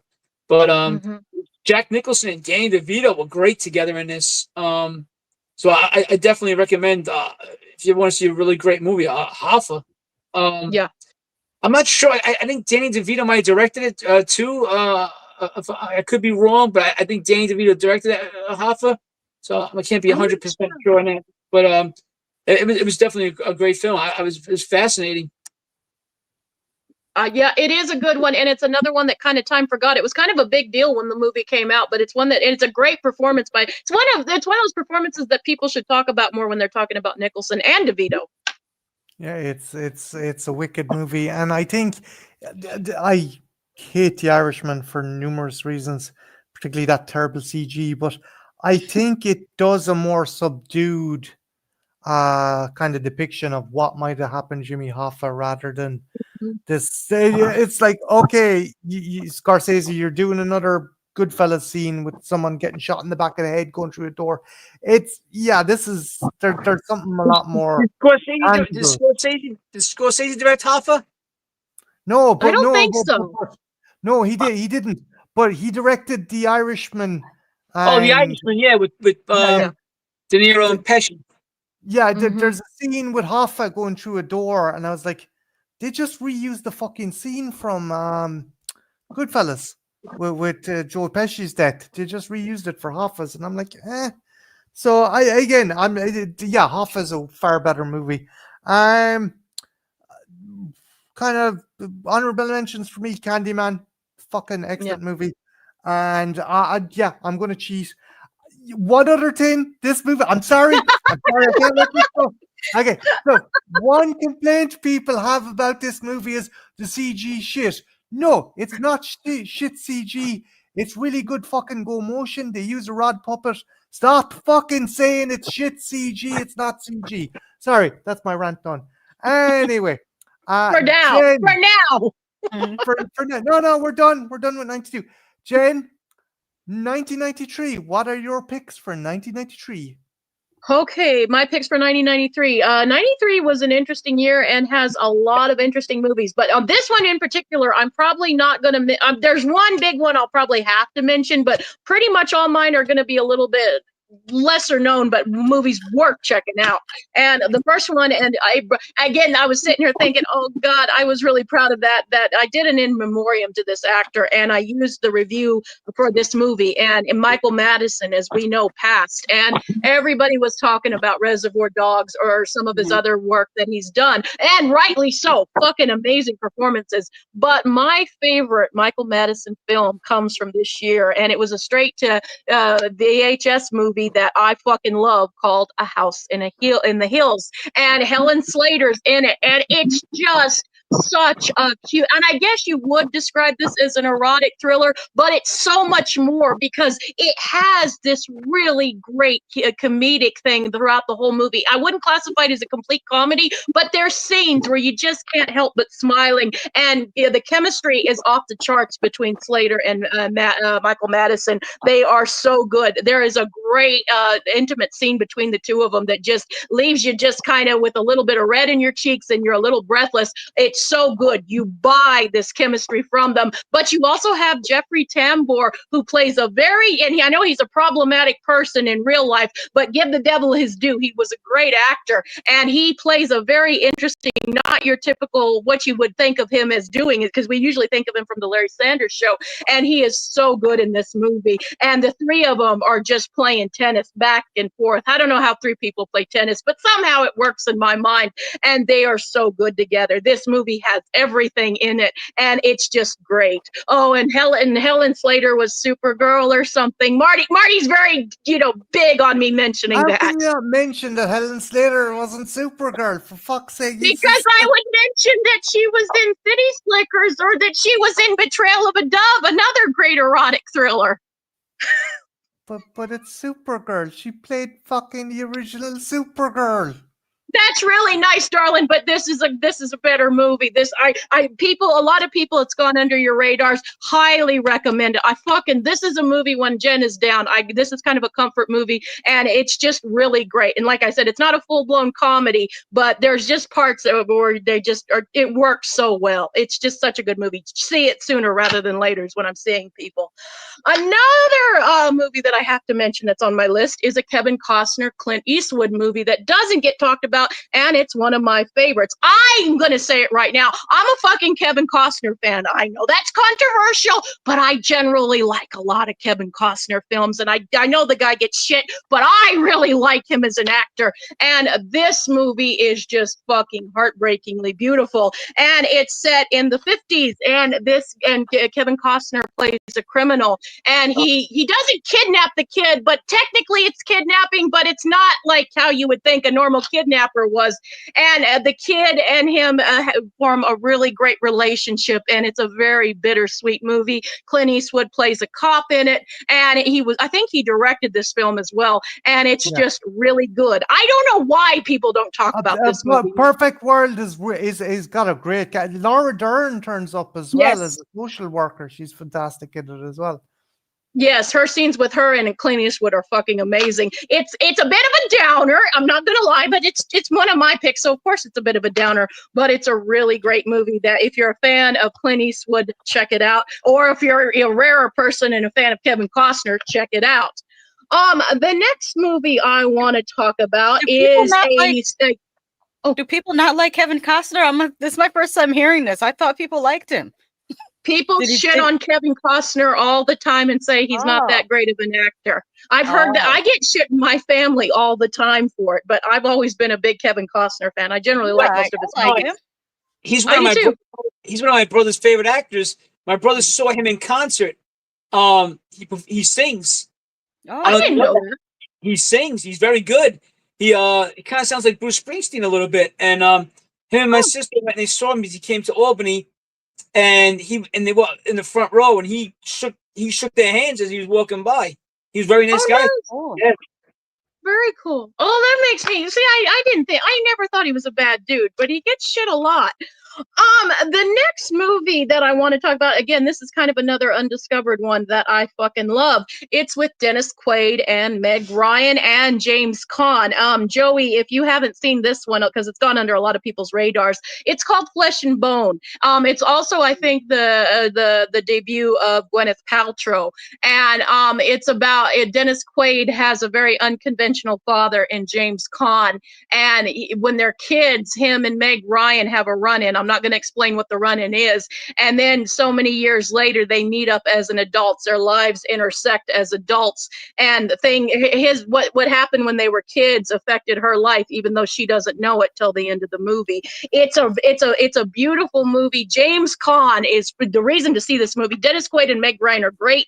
James Caan is fucking brilliant in this movie. See a movie called Flesh and Bone. I don't know if you've ever seen it, Joey, but you're a big James Caan fan, so you might have. I saw that. Let me get a pen real quick. I want to write that down. Yeah, I think you'd like it, and Lady Sasha, you'd probably like it too. It's a slow burn movie, but it's a very quiet movie. But it has a hell of an impact, despite it being kind of a quieter movie. What's the title again? Flesh and Bone. It's not a horror at all. Okay. But if you like James Caan, it's one you really need to see. I love James Caan. I like him too. I believe he was in Alienation, the first Alienation movie. He was. Yeah, he was. Yeah, if you want to see a great James Caan movie, Brian's Song. Yeah, it's a true story. It's James Caan and Billy D. Williams. They play football players Brian Bigelow and Gail Sayers. They're the first black and white roommates on a sports team to ever room together, and they become friends. And he helps Gail Sayers overcome a severe knee injury to make it back to being an all-pro. And then James Caan's character, it's a true story. Brian Bigelow develops leukemia. Oh, damn! And he dies. It's a true story, and it's how Gail Sayers, Billy Doom's character, stays with him, and to the end. And I'm telling you, if you watch this movie, the ending will make you cry. Bring a tissue. It sounds like a male version of Beaches. If you've ever seen Beaches with Bette Midler. You bring a box of tissues, because once they start playing Henry Mancini theme, that the song at the end when they're in the bed, and he puts his hand up like this, and Billy D. Williams grabs it, and I'm like, oh my God, I start bawling like a girl every time I watch that movie, man. I'm not afraid to admit it. No. I think it takes. You'll like this one, Joey. You'll like. I'd like to hear what your thoughts are, because I think you'd really enjoy this one. I got to watch the other one you recommended too, with Rutger Hauer. Clancy Brown. I got to watch that. Yeah. Past Midnight. That's a good one too. My next one, Lady Sasha, I think that you probably already know this movie, but if you don't, it'll be right up your alley, because it comes from Hong Kong, and it's a category 3 movie called Daughters of Dark. You already know it. Yeah, I'm not surprised. I don't know that one. I thought you were gonna say the Untold. I think it's the Untold Story. Yeah. No, I don't know this one. It's called Daughters of Darkness, and I like the Restaurant Story one. It's really good. The Immortals one, it's good, but this one I think is a little darker, and it's really good. You're gonna I'm surprised. You're really gonna like this one. It's fucked up, Marty. We have incest. We have a family that is just slaughtered. It goes some fucking places. These movies are off the wall anyway, in the best way possible. Category 4 movies, they're truly messed up. Like, I have one right. Wait, where is it? Let me move my McReady. This is my McReady test. Oh, nice. I love that. Move it out of the way. I love that. That's so cool. To That get to my is. Ebola syndrome, that's a category 4 Oh, movie. that's a good one too. That's a good one too. It's on VHS. Nice. Oh, that's nice. Yeah, check it out. Daughters of Darkness. It's not for everybody. It's for people who love fucked up extreme shit. But I'll be very interested to hear what you think of this. I fucking love it. Daughters of Darkness. It's fucking Marty. Can we watch it? Marty, Okay. I've had a really rough week, Marty. Okay. Oh, we don't have to do a double bill of Necromantic with it, do we? I mean, a really awesome Yeah, boyfriend. no, go on, your channel is taken. Okay. I'll get the bothers me volume. about I can't say it. Necromantic is the cat scene. That bothers me. Like, why is that there? And I don't know why it bothers me. Like human beings can get chopped up. No problem. A cat, then I'm like, don't hurt the kitty. Yeah, why but am I like this? humans can be assholes. Animals don't Yeah. fucking deserve it. You're a true horror fan. That's how we all are. We're fine with blood and guts and gore, Ben but don't hurt the Grimm, doggy, don't about hurt the you, dude. kitty. Jen, did you see Ben Grimm's comment? I worry about you, Ben. You had me at insect. Okay. High five. Ben's a good dude. Okay, so let's see. What I've got 2 more, correct, Marty? I think if my math is happening right. Okay. So my next one is one that is, I'm sure Marty's not going to be surprised. This is on my list. Boxing Helena. The ending kind of pisses you off, but I like it. Yeah, that was one of my honorable mentions was Boxing Helena. I saw that in the movie theater. I saw that ages ago. Again, on Bravo. It's like you're 14 and you want to see boobs. Let's watch Bravo. And I was watching, is that Hudson from Aliens? Is that Bill Paxton? Yep, that was Bill Paxton. And Julian Sands. And yes. What's her name? Sherilyn Fenn. It's so good. The ending pissed off some people. How did y'all feel about that ending without spoiling it? I found the ending was a bit of a cop out. It was like that's what I was just asking. Without spoiling it, they done a Dallas in it. I'm not gonna say anymore. They done a Dallas in it. But you could say it's like literally just. I don't want to say it because it kind of ruined the thing. But you could say that it's just what some men might have in their head. They you know what I mean? I'm sure it's crossed your mind. I don't think they mean literally, but I mean the thought process of being able to contain a woman. Yeah, I'll put it that way. Well, no, I get that, but it like in certain in sub-dom relationships and stuff, there has to be a level of trust. There has to be a level of if you're going on past that, then you're going to some sinister fucking again the fucking plot of this movie. But like I guess that there's connotations to kind of BDSM, kind of sub fucking dom relationship. But this just it takes a darker turn, and I'm like, you lose the eroticism to a point, and then we're going with the horror, and then there's the twist, and it's like, well, then it was just I don't know, it's just fucking didn't commit to it. Imagine if someone gave the Boxing Helena script to a Japanese director. I want that movie. Think of fucking Takeshi Miike or something like that. Imagine fucking Takeshi Miike doing that. Like, Jesus. My last one. Or who's the dude that did Old Boy in South Korea? If you gave Park Chan-wook. Yes. That's a good movie. That's a fucking good movie. But so is my number one, and this one isn't well, some people might not, but I know people who are into the mob movies. There's no stranger to this. Joey and I talked about this movie a few weeks back, and that's of course A Bronx Tale. It's just as good as Goodfellas, guys. Just as good as Goodfellas. Chaz Palminteri, Robert De Niro directed it, and I think he does a brilliant job in directing it. And it's just a coming of age story. And what I really like about that is it subverts your expectations, because Robert De Niro is a caring father who loves his son, but is still a man of his time and has some ideas. And Chaz Palminteri is this hardened mafioso guy, but he's enlightened in some ways. And it's very interesting how, like, no people is exactly what you think they're. There's layers to people, no matter what they do or say in their lives. There's layers to people, and I think that's one thing that this film really captures, is people's different layers. I think it's a brilliant movie. It's a good movie. Yeah, I like the fact that Chaz Palminteri was like encouraging Claude. Look, it doesn't matter what color the girl is. If you love her, that's all that's important. And then you had the more virtuous father who's like, no, we Italians got to keep with Italians. Stay with your own kind. Yeah, there is an interesting dichotomy to that. And then by the end of it, granted, maybe tragedy is what spurns it, but there is a mutual respect. He's like, look, I didn't always agree with you, but this man was your friend. That's why I'm going to attend his funeral. That was a powerful scene. It's a great movie. I fucking sucks. I was working the night that you were reviewing that, because I would have loved to fucking. Well, we might have to talk about it again. Good news. Yeah. And it was a great story about the young boy's struggle to decide which way he was going to go in life.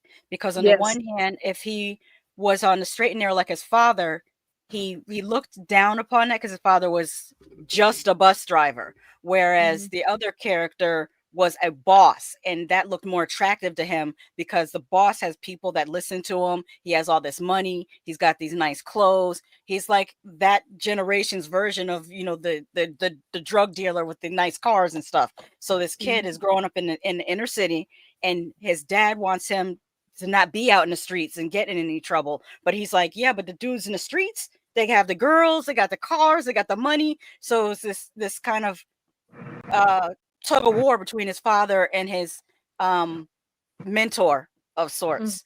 But there was, like you said, there were good points in both of them and negative points in both of them.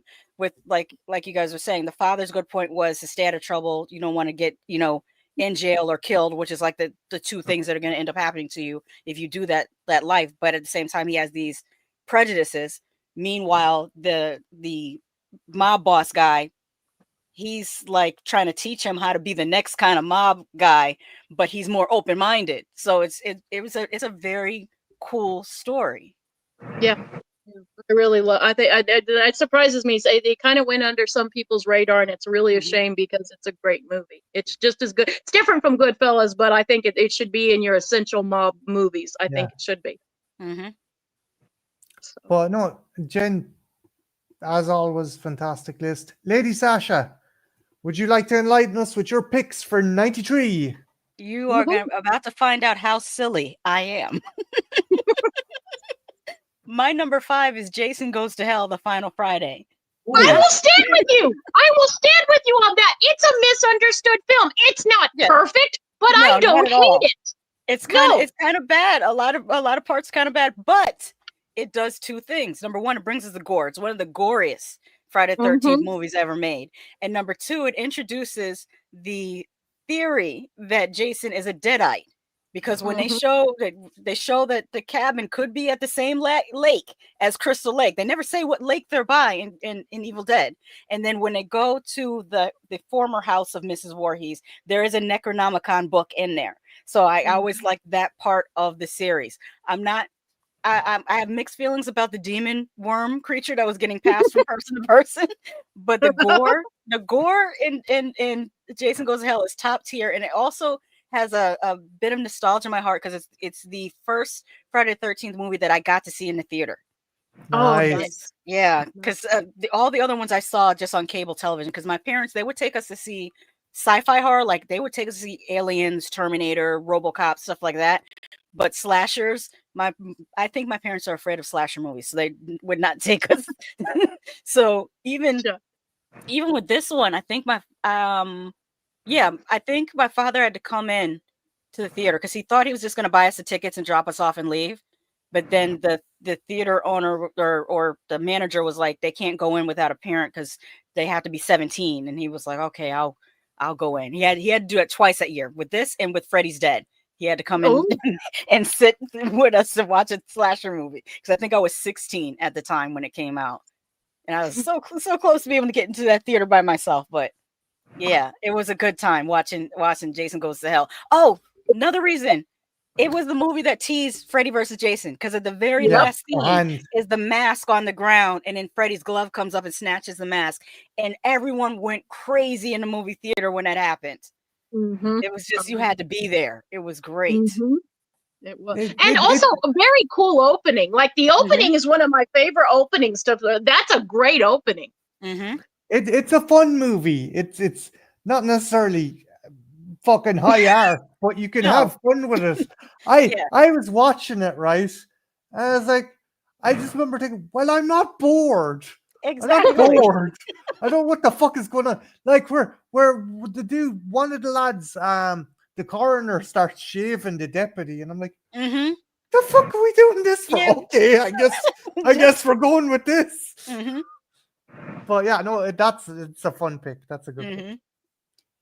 My number 4 is even sillier than my number 5. They're going to get progressively sillier, I guess. It's a movie called Mahakal, which is it's an Indian remake of Nightmare on Elm Street. And you may have seen scenes from it. If you've ever seen a scene from a 90s movie with an Indian man remaking Thriller, that scene comes from Mahakal.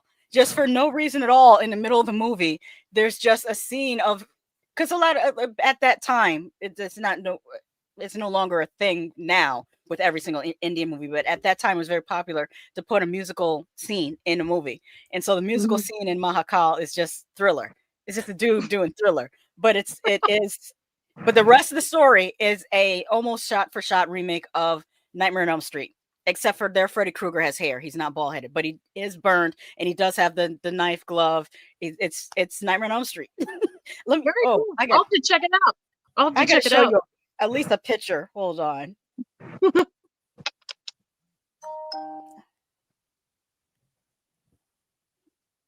Images. You could see.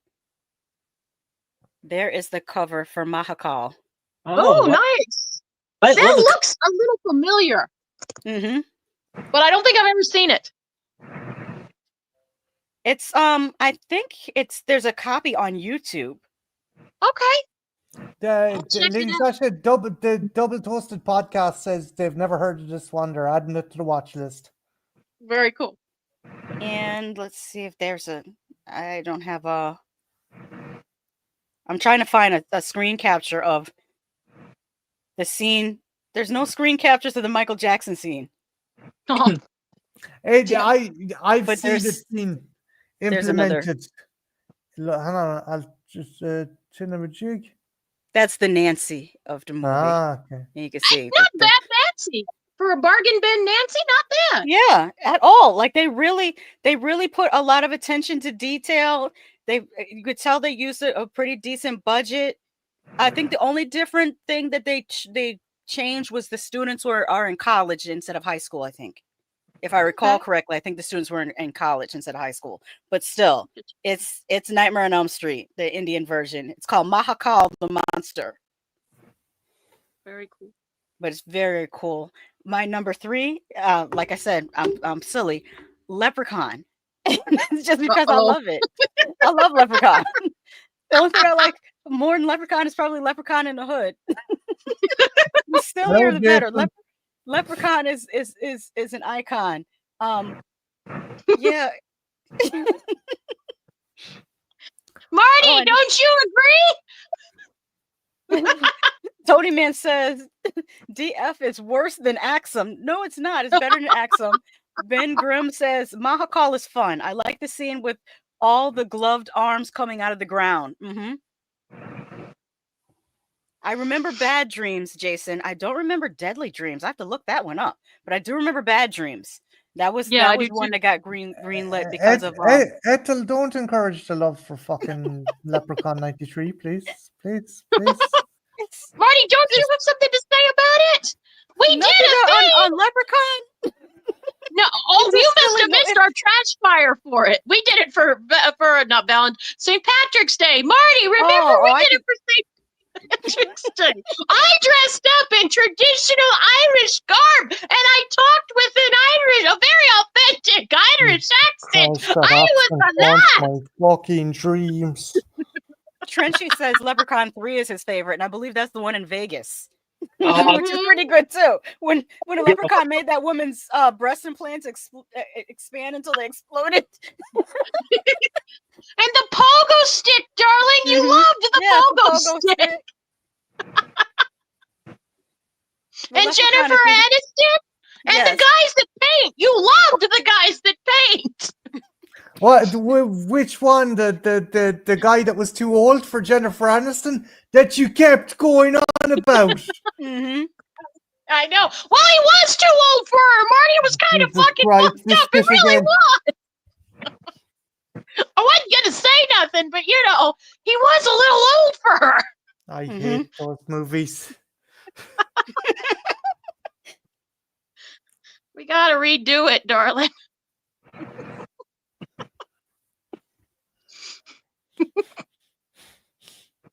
My accent's gotten so much better. My accent's gotten so much better, darling. Okay, you ready for my number 2? This one is slightly better. Okay. John Carpenter's Body Bags. It's an I love Body Bags. That's a fun one. That was on mine. I really like the first segment because it has a black scream queen, and it's a slasher segment. Hold on a minute there. I'll just throw up the. There she is. Band. One of our few black final girls in a slasher. I'm going to call it a short story, but yeah, she did a great job. She worked at a gas station at night, and a slasher tried to get her. Was Demon Knight a year after this? I think it was later. I think Demon Knight is because let me double check. Demon Knight. I what think year? It was later. It's 95. Yeah. Yeah. No, because I totally forgot because I always equate Jada Pinkett Smith to being the first kind of black final girl. I don't know. Maybe I'm wrong. There's some before her. So I was on a stream. No, it was in a group chat on Instagram, and someone let me know that there was a black horror survivor. I think in the movie Just Before Dawn. It's a slasher movie from the 80s. I have to take a look at it. I haven't seen it since I was a kid, so I don't remember. But they said there was a black girl that survived in Just Before Dawn, so I have to check that out. So she's not technically the first, but she's one of the most famous, and I absolutely love her in Demon Knight because I was not expecting that at all. She kicks arse, and that's just a kick arse movie in fucking general with a wicked cast. Oh yeah. Trenchy says the other 2 segments are good, but the first one is great. Yeah, there's a second segment about a man who's balding, and so he goes to this place to get a hair transplant, but the transplant, the hairs are like some type of alien organism. That doesn't stop growing. Stacey Keach plays the dude who's balding, and he can't get up. He's literally choking to death. The hair is filling up all his internal organs. And then does part 3 have Mark Hamill as a baseball player? Yes. Who loses his eye, and it's a serial killer's transplant. And it's a good. A lot of people don't like that one. I do. Now my favorite segment is the gas station segment, but I like all 3, honestly. I like John Carpenter as the zombie fucking mortician. That's cool. That's a good one. That's an excellent pick, Lady Sasha. And then my number 1 is The Good Son, because I like Murderous Kid. And Macaulay Culkin. Oh my God, he is so great as a little evil boy. And oh God, what's his name with the big eyes? Elijah Wood. Those eyes are like so expressive when he's like being terrorized by Macaulay Culkin. It's so good. It is. And the one scene where he's holding him when they're up in that high treehouse and he's like, if I let you go, you think you could fly, is generally very creepy. Yes. I love it. And then the scene at the end, it's very like, for what it is, it's very avant-garde, because you've got the ocean crashing around, and she literally has to make a choice between her flesh and blood and this other kid. It has a Greek tragedy to it all, for something that's a big blockbuster,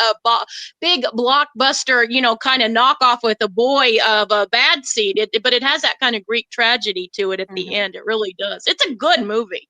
Well, to be fair, the other little boy is also her nephew, so they're both they're both family. Yeah, they're both. But I mean, one's your son and one's your Mm-hmm. But she had to make the choice because the son also tried.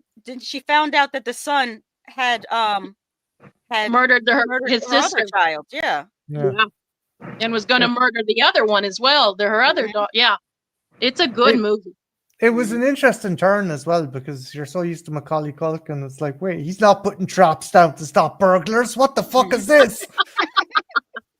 I think that's why he's so good in it. I think it's kind of was so nice to do something that was, because he'd been doing these kind of My Girl and Home Alone and other kind of family friendly kind of stuff. And then this was kind of one where he could let his hair down kind of and let people die. Yeah. But no, that's a fucking wicked pick. Like the bit where there's a scene where they're throwing rocks off an overpass as well. And you're like, Jesus Christ, what are you doing, kid? It's that's a wicked movie, and it is a cool. Do you think it's an overlooked kind of evil kids movie these days? Yeah, I think so. I think horror fans know it, but that's it. Yeah. No, they're awesome picks, Lady Sasha. They're kick ass. Joy, what about you, good sir? What are your top 5 for 93 in any order, whatever order you wanted? Well, I'll keep doing how I'm doing. I'll start with number 5 first. Number 5 is a movie called I don't know if anybody's seen it, Boiling Point, with Wesley Snipes. I'm a Wesley Snipes fan. Wesley Snipes, Dennis Hopper, Viggo Mortensen, and Dan Daya. Good cast. Yeah, Wesley Snipes and Dan Daya are partners, and Dennis Hopper's like a crazy mastermind criminal, and Viggo Mortensen's like his protege, and so they have to try to stop him. It's a good film. I love I mean, Wesley Snipes I'm a huge fan of his, and he's just great. And Dennis Hopper is just, he always gives great performances too. So I got that as my number 5. Number 4 is a football movie, and James Caan's in it. It's called The Program. It's James Caan, Omar Epps, and Halle Berry. Is that the one where the football players had to lay in the middle of the road as the cars were going by? I remember a trailer like that. I think it was.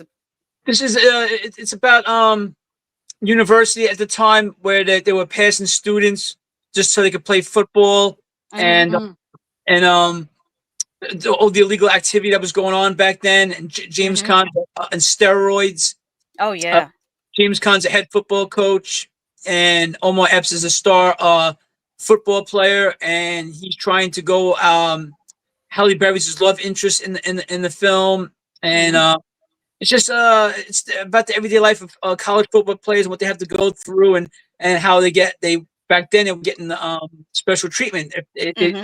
Some of them couldn't like really read, and they were getting, and they were still playing football because the universities make their money from football players, from the games, so, and recruiting, and but it's a very good film. And James Caan's a football coach, and he's in the beginning he's like, we just gotta get the players on the field, and then he sees how things are going, and he like with the players doing the steroids. If the one guy's, he just goes nuts. He starts he's in a parking lot, and he starts banging his head into all the car windows. Oh jeez. That's intense. Yeah. And Omar Epps is really good in this too, and Halle Berry's really good too. Very pretty in this movie too. She's very young. It's very good. So it's a lot of people don't talk about it. It's called The Program. You should check it out. It's a very good film. It's underrated. So I'll check it out. I think I've heard of it, but I don't think I've ever watched it. But with that cast alone, it's worth watching. Sasha, your husband would probably like this movie a lot since he likes football too. So yeah, I'm writing it down for him. He's in the chat. He'll love this movie though. It's very good. Number 3 is an action movie with Van Damme. It's called Hard Target. Yes. Lance Hendrickson's in it, and Henderson is brilliant as a bad guy. yeah, they're like killing these homeless people who used to be veterans for sport, and then they ended up getting trying to get Van Damme, of course, Van Damme's Van Damme. So, well, it's very Yancey Butler's in it. She's a talented actress. She's been in a lot of things, but Lance Henriksen's badass. He's as the villain and the bad guy in the movie. But I love this movie. This is the 90s was the time of Van Damme and Seagal. You couldn't watch TV without one of their trailers coming on, or reading a comic book and see one of their posters on the back of the cover. So I missed those days. And I watched Kickboxer so much back then. Oh, God. That and Lionheart. So yeah, so I got that at 3. Number 2 is a movie called True Romance. I don't know if it's a great cast. Christian Slater, Patricia Arquette, Dennis Hopper, Christopher Walken, Michael Rappaport. I mean, it's filled with great actors. Christian Slater's this comic book. He works in a comic book store, and his boss sets him up with a girl who turns out to be a hooker, but not really a hooker, Patricia Arquette. And they confess their love to each other after one night of having sex. So he goes to her pimp, played by Gary Oldman, and he tries to buy her back and get her freedom.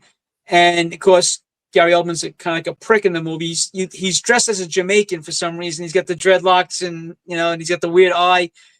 And he ends up killing Gary Oldman, and he finds this big thing of cocaine. And he wants to try to sell the cocaine to make money for them so they could live off it. And so he goes to Hollywood, and he hooks up with Michael Rappaport.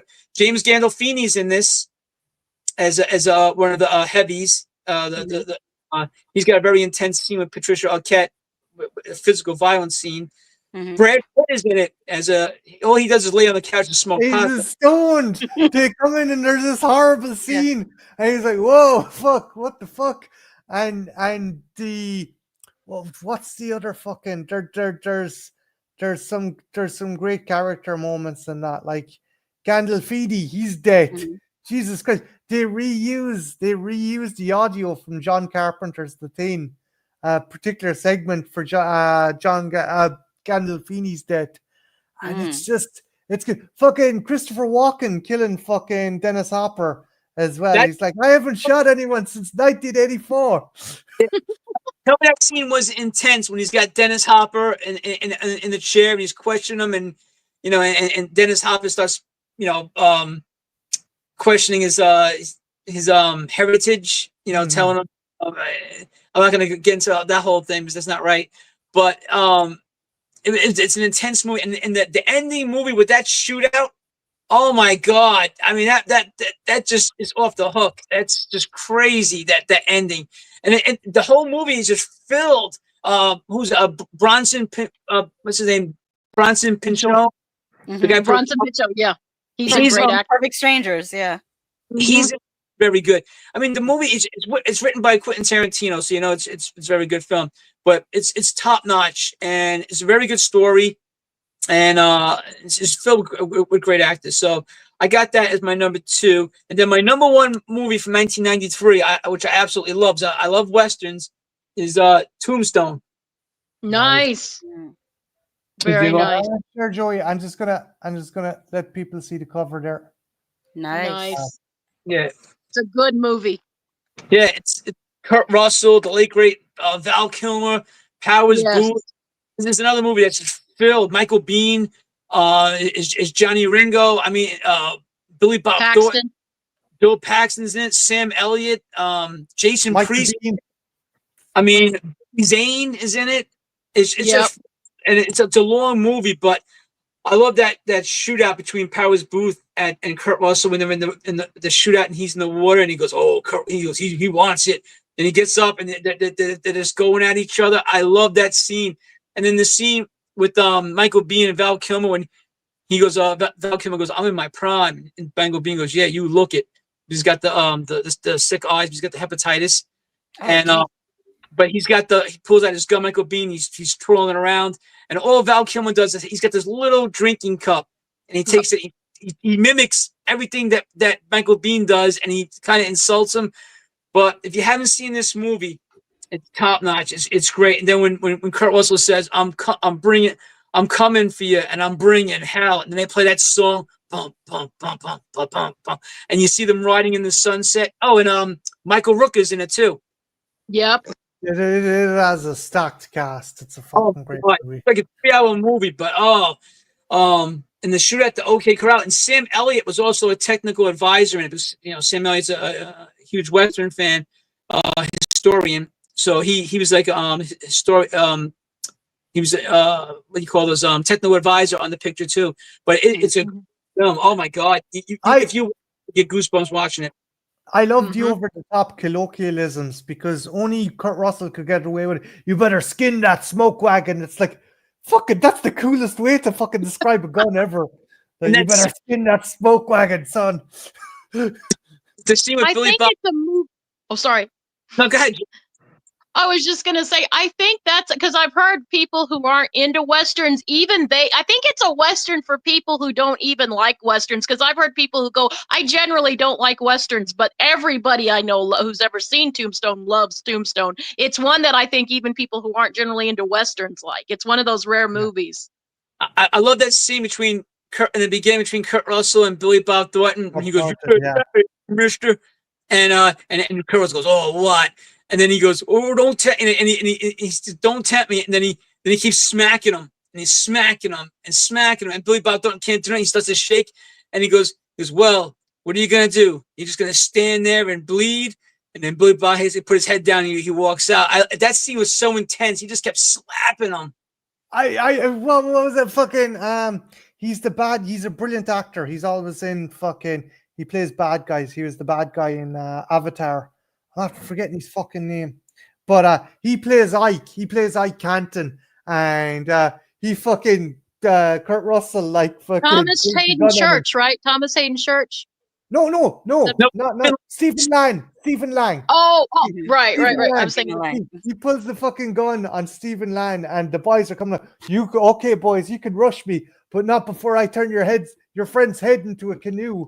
And I'm like, that should not work, but it's a great fucking line. Yeah, Stephen Lang said that's a great pick, Joey. That's a fucking, you can't go wrong with that. That was Stephen Lang. That was in what's the movie where he was a blind vet and they broke into his house? Fuck, Marty, you know it. Yeah, he starts messing them up. Yeah, Don't Breathe. He starts messing them up, and you're rooting for him until you find out about the girl in the basement and the turkey baster, and you're like, "Damn, I was rooting for you." Hey, it's weird. Out of all that single pube in that fucking petri dish, just like, fucking Jesus. I got to mention this movie because we mentioned Stephen Lang. It's called VFW. That's a good one. I've seen that. That was a good one. That's got everybody in that cast I love.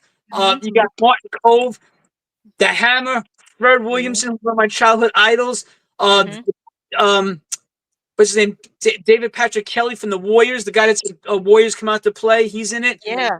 That movie is just so badass. I love it. And you put all these older guys together, and I love that movie too. But they all play veterans together, and they all take on the street gang, and that's a great film.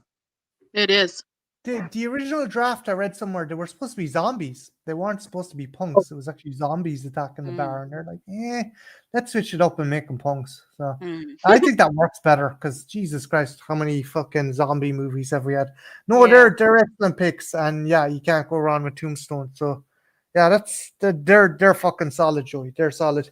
Right. I suppose I better fucking get mine out of the way. Again, massive man-child. So let's get started.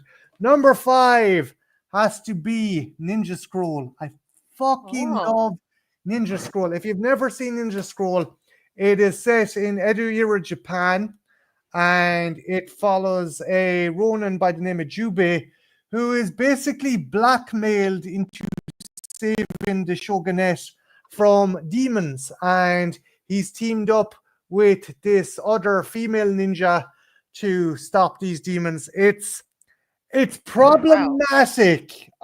It's not as bad as Legend of the Overfiend, Oh but yeah. it goes some places. The only reason he's able to kill one of the demons is because one of the demons tries to have his way with the ninja girl, and her blood and her womb is poison, and he's rock. So he loses his superpower, but it is really fucking dark. It is really fucked up. And yeah, it's not, as I said before, it's not to the same extent of Legend of the Overfiend or fucking kind of it's not super graphic, but it is problematic for this day and age. Hideo Kojima, the creator of the Metal Gear Solid games, this is a big influence on it. A lot of the bosses, you're like, this guy's a fucking boss from Metal Gear Solid games. That's where Hideo Kojima got it. Again, I love it. It's fucking badass.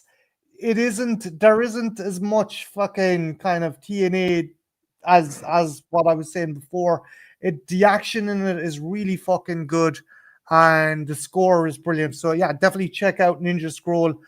Again, I think for more enlightened anime fans, this may not be one for you, but if you like your old school stuff, like you like fucking Wicked City or Vampire Hunter D, this is one to check out. Definitely check it out. So Ninja Scroll can't go wrong. My number 4 is another animated movie, and Joey's gonna agree. I know Joey's gonna fucking agree with me on this, because this one was criminally underrated. I think it got released into maybe 10 cinemas. Batman Mask of the Phantasm, feature-length Batman animated series. That is, it was basically snuck out. It's a kind of Batman Year One mixed with a couple other stories, and what you have is Bruce Wayne. Yeah, that's it, Joey. Hang on, hold it up there a minute, dude, because I love that fucking cover. That is an amazing cover. I love the silhouette. So it's a great pick. What happens is Bruce Wayne is investigating the deaths of a group of mobsters. They've all been killed by an individual named the Phantasm, and as a result, this Phantasm has the same kind of guise and modus operandi as Batman, and he has to clear his name and prove the Phantasm. To make matters worse, his ex arrives back in town, and all these memories start flooding back. And we soon realize that this ex was the tipping point and of why he became Batman. I'm not gonna fucking give away too much. The late great Kevin Conroy does an amazing job. Mark Hamill also turns up. It's interesting. It's one of the few times you get to see pre-Joker Joker in the Batman universe, and he does not fucking disappoint. And Shirley Walker's score is fucking phenomenal. I mean, she killed it with that animated series, but as bad as Warner Brothers treated this movie, they gave her access to a full fucking orchestra, and that woman utilized it to her most. So if you haven't seen Batman Mask of the Phantasm, check it out. It's criminally underrated. It's amazing. You can't go fucking wrong. My number 3, pure fun, dumb as fuck, but I love it. Has to be Demolition Man. The only time that was fun. I love that one. The only time I wanted the bad guy to win, I'm like, fuck John Spartan. I want Simon Phoenix to fuck up this shitty up its own arse fucking utopia, because he's fun. He'll have fun with it. John Spartan, they let anyone into this century. I just love that fucking line. This is the future. Where are the phaser guns and shit? Wesley Snipes is having so much fucking fun. And this movie was ahead of its time. We had fucking video calls. We had tablets. We don't have the 3 seashells, thank fuck, because I ain't wiping my hole with seashells. But it's just so fun. Stallone is even goodness. It's Stallone at his most Stallone. But this movie Wesley Snipes is the reason to watch it alone. Just some of the shit he says is, "You're like an evil Mr. Rogers." I just fucking love. I just love Wesley Snipes. I in that movie. He's the one time I've wanted the bad guy to win. 100. Joey, thoughts on Demolition Man. I'm with you. I guess I've said before a couple of times that I'm a huge Wesley Snipes fan. I remember him when he was in Wildcats, the Goldie Hawn movie, and he was one of the football players. I always loved Wesley Snipes. It's like I love Stallone too, but it's like Wesley Snipes carried the movie because he had the personality and the charisma in it. So I mean, like I just you wanted to see Snipes kick his ass. Yeah. And for that as well, the other thing I like about it as well, Dennis Leary just turns up. Hey, Yeah. Dennis Leary, what the fuck are you doing here? Okay. And Benjamin Pratt and Sandra Bullock are in it. Yeah. It's a cool movie. It's a fun movie. If you haven't seen it, again, this isn't Lawrence of Arabia, but it's good fucking fun. My number 2 is a movie that was popular at the time, but everyone seems to have forgotten about. Falling Down. Oh, Yep. That was one of my honorable mentions, Falling Down. Michael Douglas. And again, it's interesting because it's another case where I'm like, I kind of want to root for this guy, but as the movie goes on, you realize he's a bit more unhinged. I think the closest we've got to something like this was fucking what's that one with Russell Crowe where he fucking just loses it? Unhinged. Unhinged. Yeah, okay. Unhinged, Yeah, but this is good. This is fun. Michael Douglas's character is fucked in the head, but you kind of get. I would have loved to. I would have loved to see Michael Douglas's character meet up with Russell Crowe's character later on in some point of a movie. That would have been awesome. That would have been a fucking apartment or something. Even by the end, I feel sorry for Michael Douglas's character because he's so fucked. He's so fucked. And he's hot, and he wants to get at. Everybody can relate to that. Just you're having a bad day. I mean, you don't do what he does. But when he goes into the convenience stores, what he said, we're going back to 1960 something, and he starts smacking everything around, and you can't cheer for him at that point, But then he takes it a little bit too far. The scene as well. Again, you feel bad for him. You do get now at the same time you do get the impression he might have been domestically violent towards his fucking wife and daughter, but the scene that shows his psyche is fucked. He's like where Robert Duvall is like fucking has him at gunpoint. He's like, wait, I'm the bad guy. He genuinely doesn't realize how fucked he is, and you do even. I don't, Lady Sasha, what's your thoughts on this one? It's weird because when I watch the movie, I can completely identify with him when he's in the traffic, when he's trying to walk across town and the gang members are trying to bother him. The way too old gang members are trying to bother him. And then when he gets to the not McDonald's and he just wants his breakfast sandwich, like these are all things that like they do irritate you. And then you see you like you were saying, you find out that he's got issues with possible domestic violence with his wife. He's got issues with visitation with his child. And then you find out like when he goes to that one spot and he is like confronted with the neo-Nazis, and he's like in his mind like, I'm fucked up, but I'm not as fucked up as you guys. Like, what the fuck? It's a very layered performance. Yes. I think it's just really well written.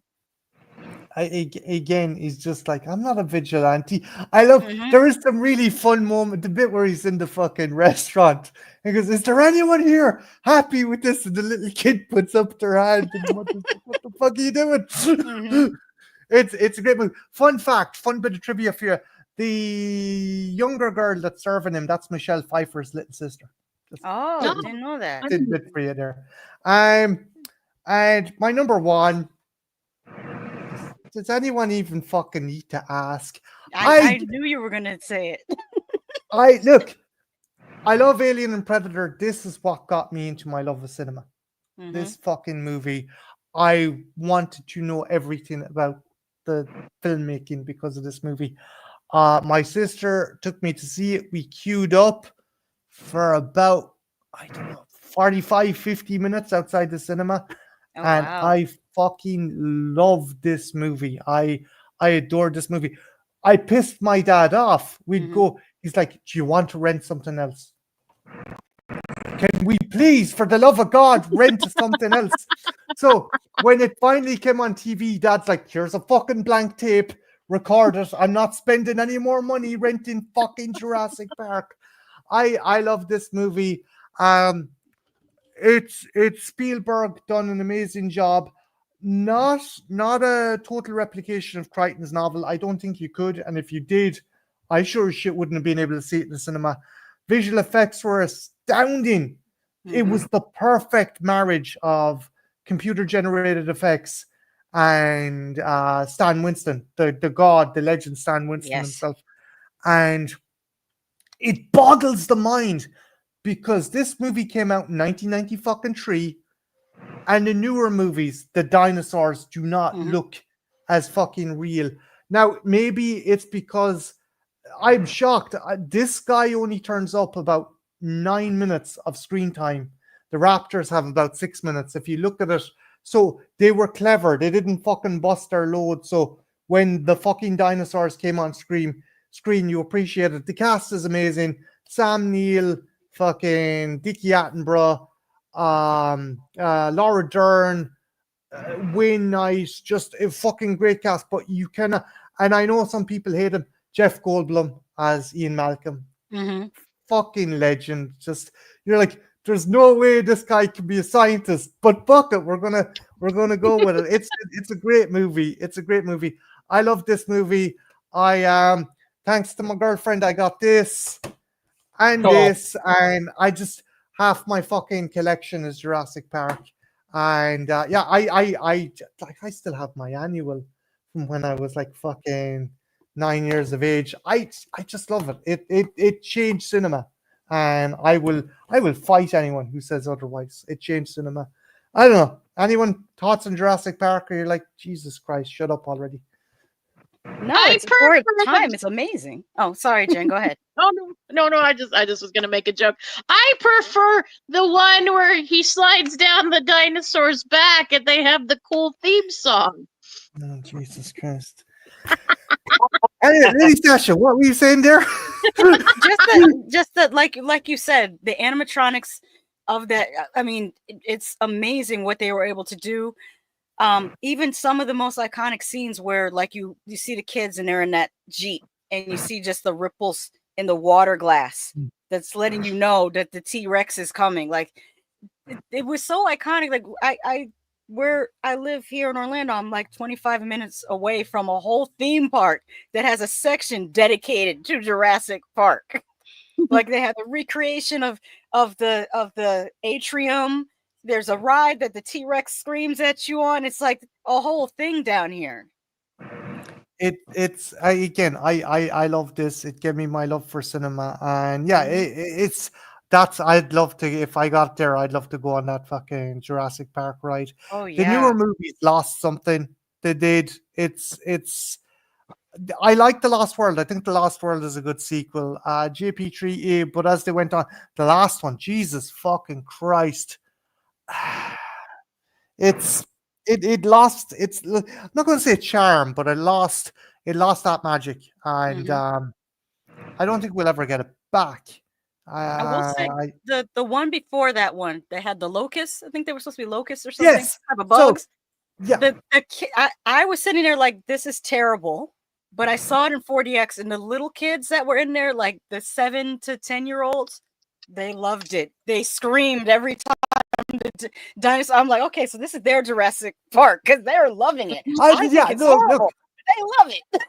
I won't take it from them because again, they grew up with that, and like, no. But I just feel though that they don't make movies like this anymore, and no, it's just throw visual effects on the screen, throw as much as you can. No, it's about storytelling and it's about characters, and Mhm.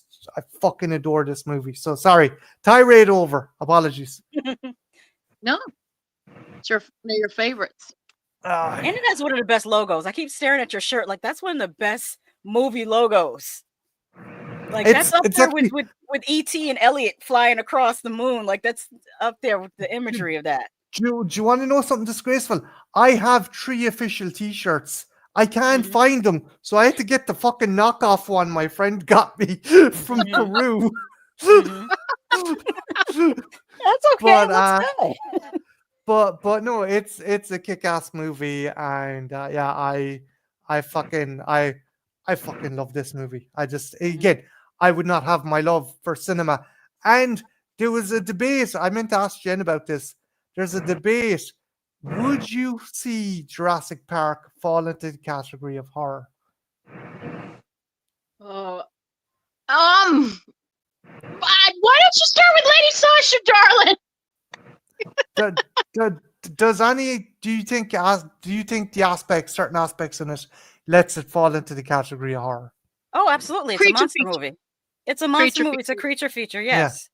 Yeah, it's a creature The feature. dinosaur ate people. That's a horror movie. Yeah, it is.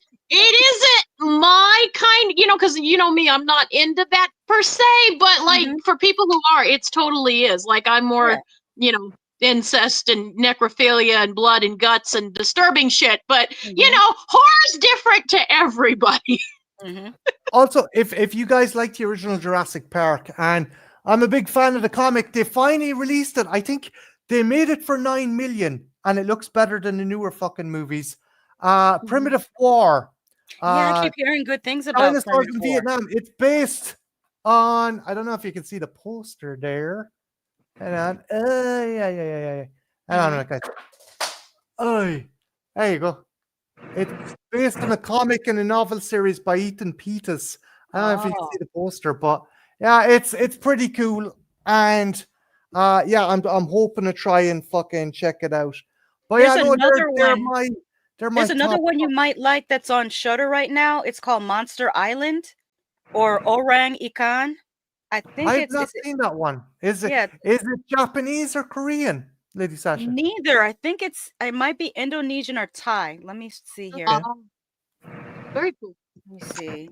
Is Monster, and it takes place during World War II.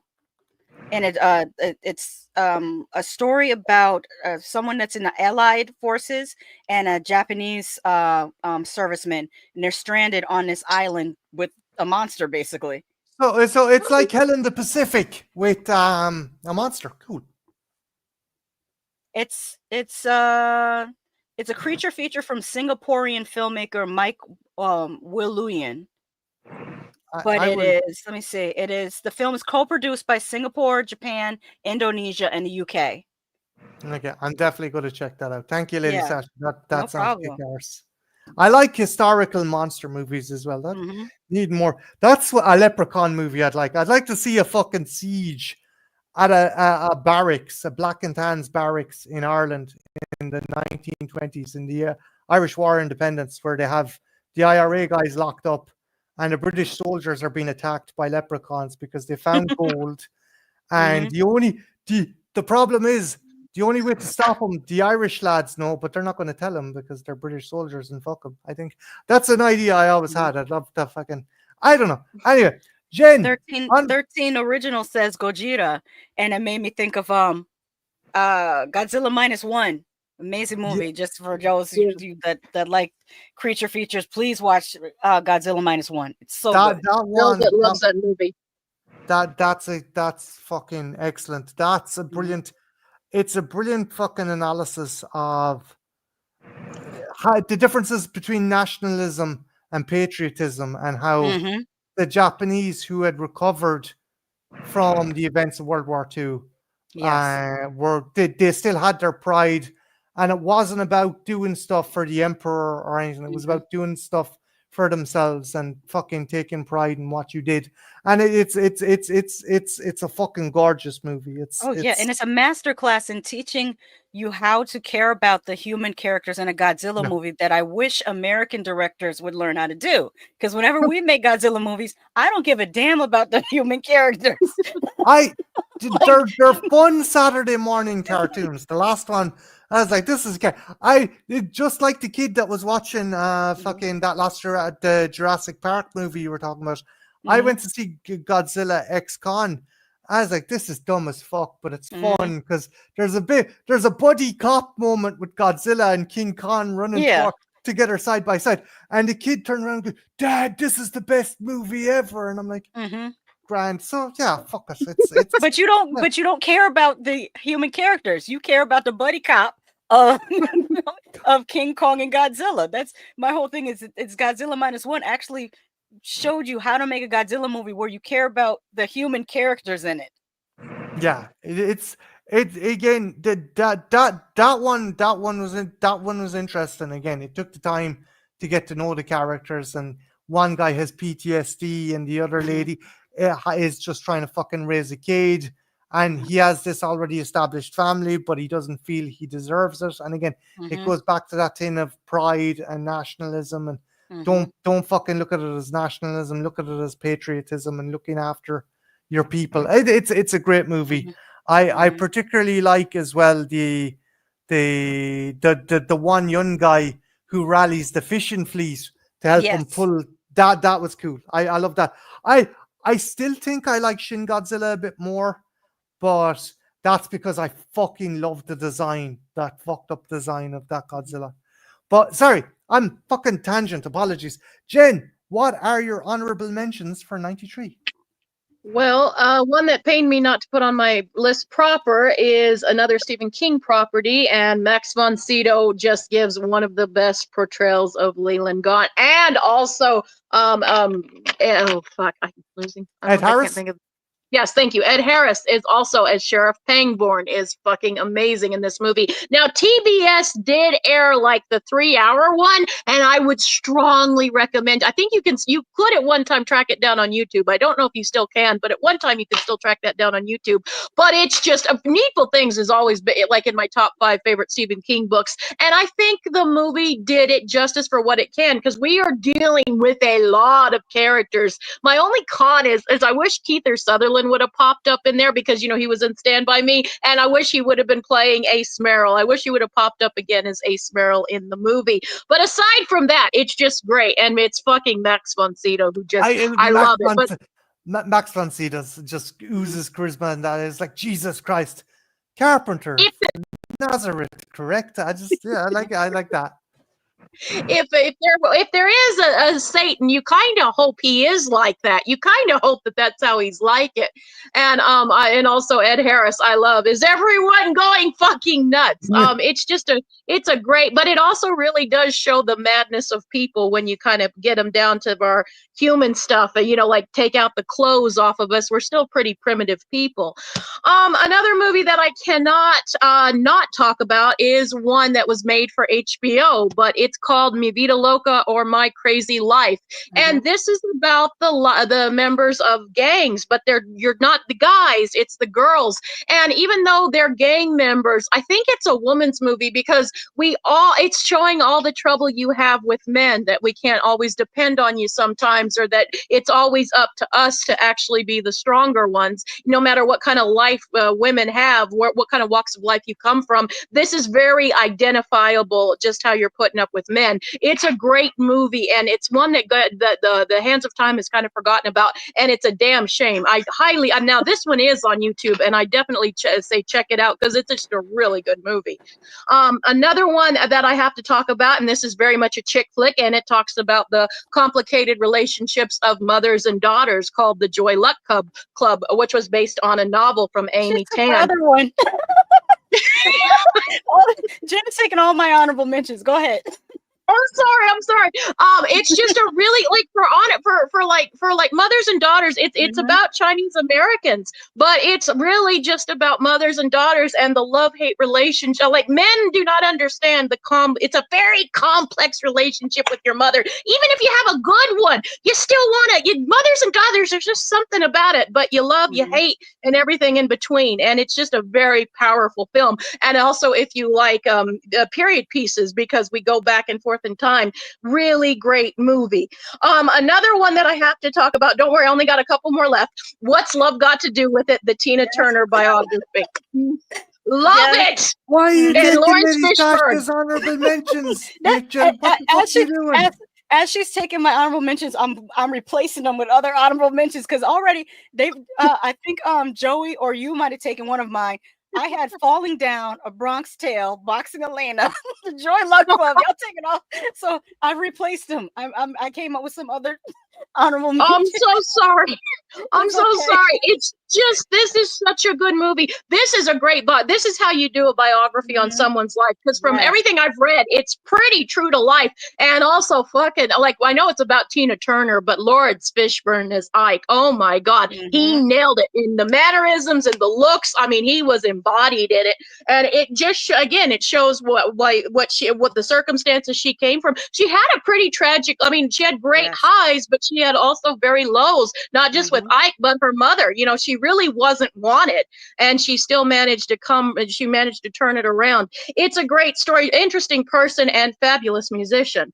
Another one I have to, and I doubt anyone else is going to have this, but I think, Joey, you would like this one. It's with Rebecca De Mornay and Don Johnson. It's my favorite Don Johnson movie, called Guilty as Sin, and it's a courtroom drama. And oh my God, Don Johnson is a bastard, but I know, because I would totally date this kind of guy. He's just like, he's charming. You know, he's a cocksucker, but he's a charming cocksucker. And you're just like, no, not you, darling. Like in my past. Like, it's just, he's so fucking charming. He's a bastard, and he's going to sleep with your best friend, but he's so damn charming.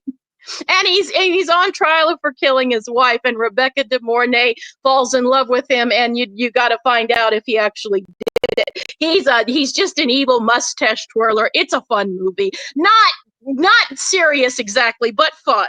And the last one, I promise, is Ed and His Dead Mother with fucking Steve Buscemi. It's a great movie. It's weird but good, and there's no necrophilia in it.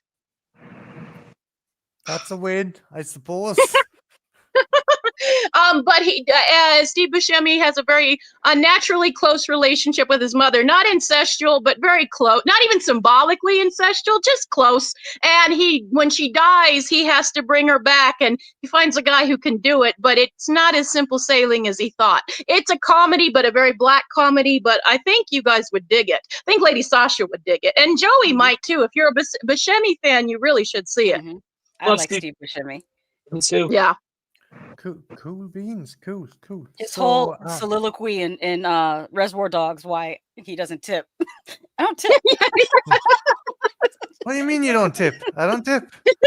But Poetic Justice. I have one more, Poetic Justice. I'm sorry, Poetic Justice. I love that movie. I've never seen that one. Who's in it?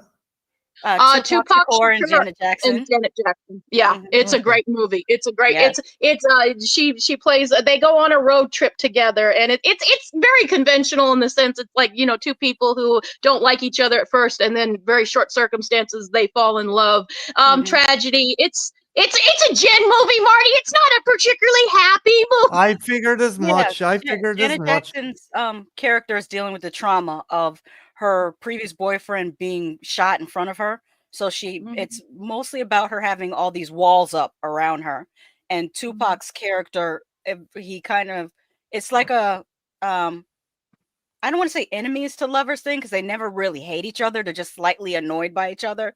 But eventually Tupac is able to let Janet Jackson's character feel safe enough around him to let her guard and her walls down as they do this long haul, because he plays a mailman, and they're supposed to be delivering him and his friend are supposed to be delivering something that's like 2 hours away. And he says, well, we can use my mail truck. And Janet Jackson's friend is dating Tupac's friend. And so her friend says, hey, why don't you come along for the ride? You need to get out of town, get your mind off of stuff. And so it's like a road trip movie of the four of them in this mail truck going across town, or not across town, but going 2 hours away to deliver a package. And just, it's a very conversational movie where there's a lot of dialogue, a lot of It's people a growing. talking heads picture. It's a very Yeah, talking kind of. heads picture. Like if it was an indie picture, it might be described as mumblecore, but not quite. Okay. Yeah, that's a good way to put it. It's a good movie, though. It's a good movie. I'd recommend seeing it. I like stuff like that as well. People kind of neglect movies that are kind of slice of life. Like you ever see Coffee and Cigarettes and stuff? And yeah. The only thing that takes me out of it is Janet Jackson trying to do like a urban accent, because it's like, we know you've been rich since you were 2 years old. We know this is not a life you've ever lived. But she tried her best to sound like a girl from the hood that is impoverished, and it's like, yeah, you didn't nail it. You didn't nail the poor girl aesthetic. I mean, you looked it. You're beautiful. She looked gorgeous, but Janet always looks gorgeous.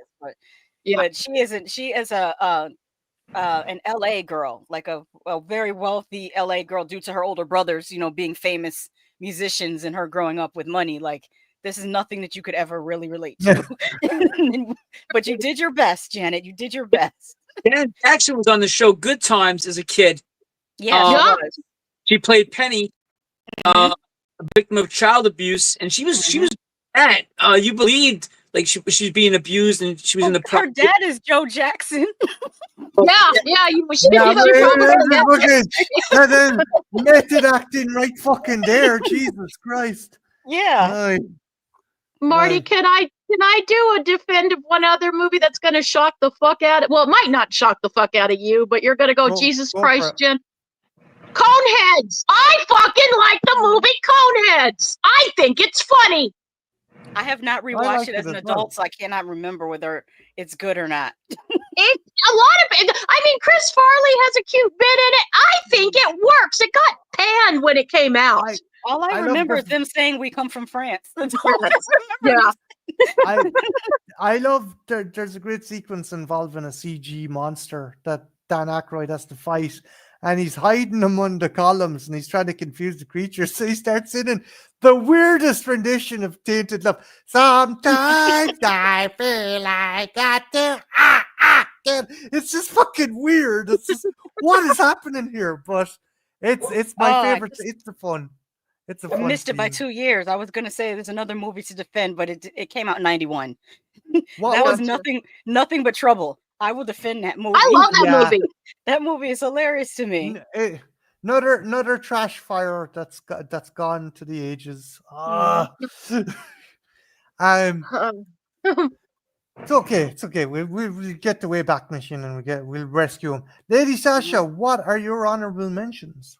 Okay, now that I have had to remove Falling Down, A Bronx Tale, and Boxing Elena, as well as the Joy Luck Club, I will say a couple more things about the Joy Luck Club, because it's such a beautiful movie and it made me cry. It made me cry so much. It's a beautiful movie. But my honorable mentions now are this one I put on here for my sister. She said that it needs to be an honorable mention, and that is Subspecies 2. Okay. Yeah, my middle sister made me sit through all 5 Subspecies movies, and she loves the hell out of them. And I even asked her if in Sinners, when the vampire was drooling, was that an homage to Subspecies? Because that's the only other movie where I've seen a vampire drooling at the thought of blood. Another one a lot of people maybe have not seen, but I think it's super relevant, and I think it should be played in a double feature with This Is Spinal Tap, and that is CB4.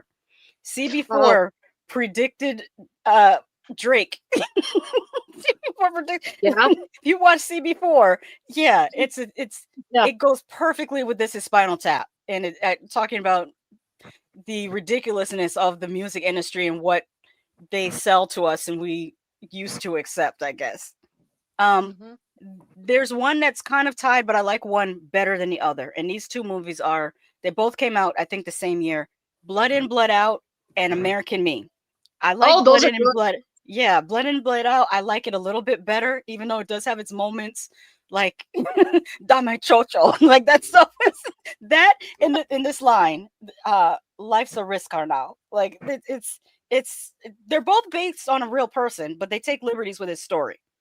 The main character, who is a very Anglo-looking Mexican American man, he was a real person, and he did lose his leg. Except for in the movie, Blood In, Blood Out, they have him lose his leg in a botched robbery. He robs like a store with his friends when they're teenagers, and he gets shot in the leg, and so he loses his leg from the knee down. But in real life, he lost his leg because he was cheating with a married woman, and her husband shot him in the leg, and he lost his leg from the knee down. I don't know why they changed it to him robbing a I store. suppose like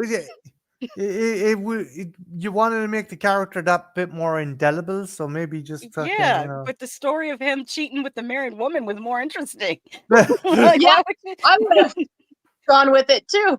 Yeah, but yeah, he was a real character. There's interviews with him. There's also a lot of interviews about making both of those movies and how difficult it was to make both Blood In, Blood Out and American Me, because they shot, I believe, around East LA in gang territory. So there was they almost got hemmed up by some gangs while trying to shoot these movies Jesus. about gangs. But yeah.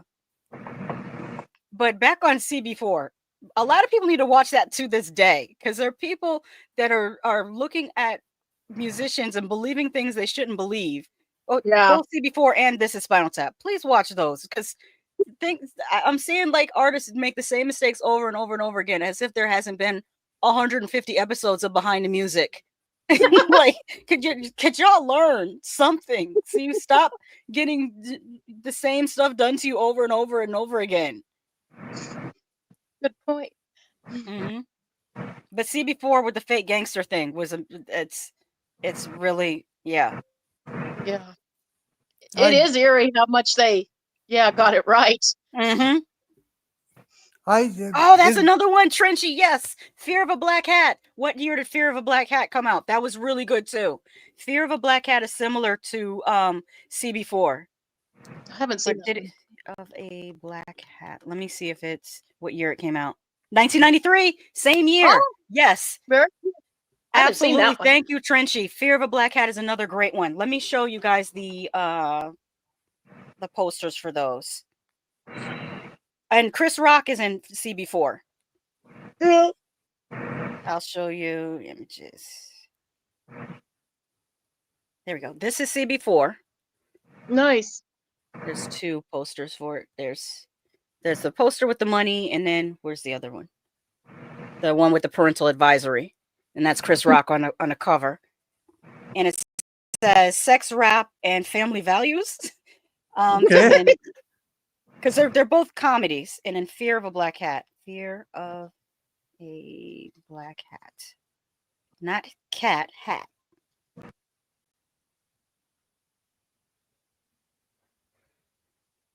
That's Fear of a Black Hat. Similar premise about pretty much the fake shit that people do in the entertainment industry. It says a zany, laugh out loud spoof of rap music that compares favorably to This Is Spinal Tap. Yeah, that's what I said. It's, if you've seen This Is Spinal Tap, these would be the hip hop versions of This Is Spinal Tap. Which, by the way, there's now a sequel to This Is Spinal Tap. I heard about that. And it lampoons different types of rap, because I think Fear of the Black Hat, or was it? Now I'm mixing them both together. There's a point in the movie where the rap group breaks up, and then they start doing different styles of rap. And one of them does like an MC Hammer style rap, and another one does more of a conscious style rap. While CB4 originally, they're like a spoofing of NWA, because as we know now, we didn't know back in the day, but we know now that Ice Cube was never a gang member. He's never had an AK-47. He's never shot anyone. But he wrote a lot of music back in the day that would make you think that he did those things, but he didn't do any of those things. It's amazing what still works. I mean, I'm sure there's some artists that still probably use that playbook.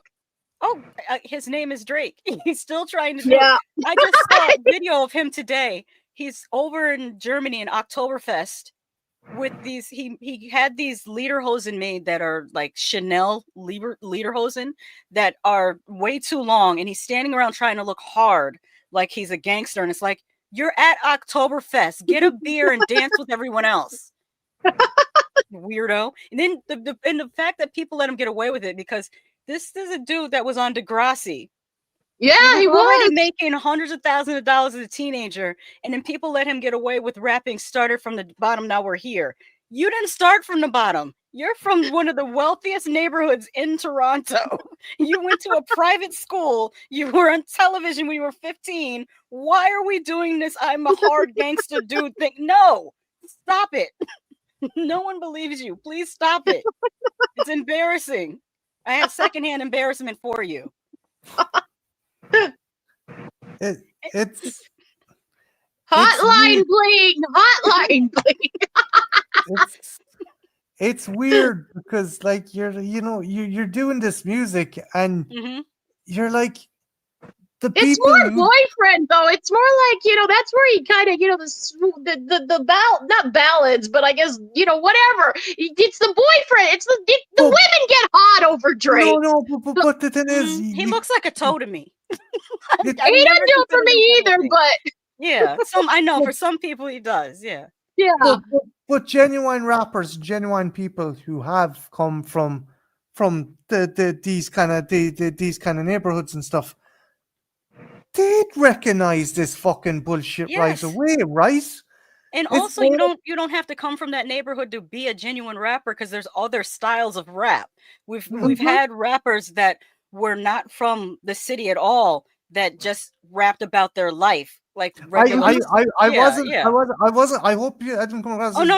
I know you didn't mean it that way. I'm just saying that for the benefit of someone watching that may not know. But yeah, the whole thing is you could just rap about what you really know, like. Yeah, and also Shabuzi. Look at Shabuzi. He was into rap and stuff, and then he crossed over to country. Like a lot of country people didn't even know, but he was a rapper before that. And I prefer his country stuff. But yeah, so like you don't have to, just because you're a certain thing, you don't have to stay in that lane. You can move over to another lane. Yeah, and there is party rap, which is fun. We know he's not conscious, so he's not going to be a conscious rapper, but he could be a party rapper. Why not do that?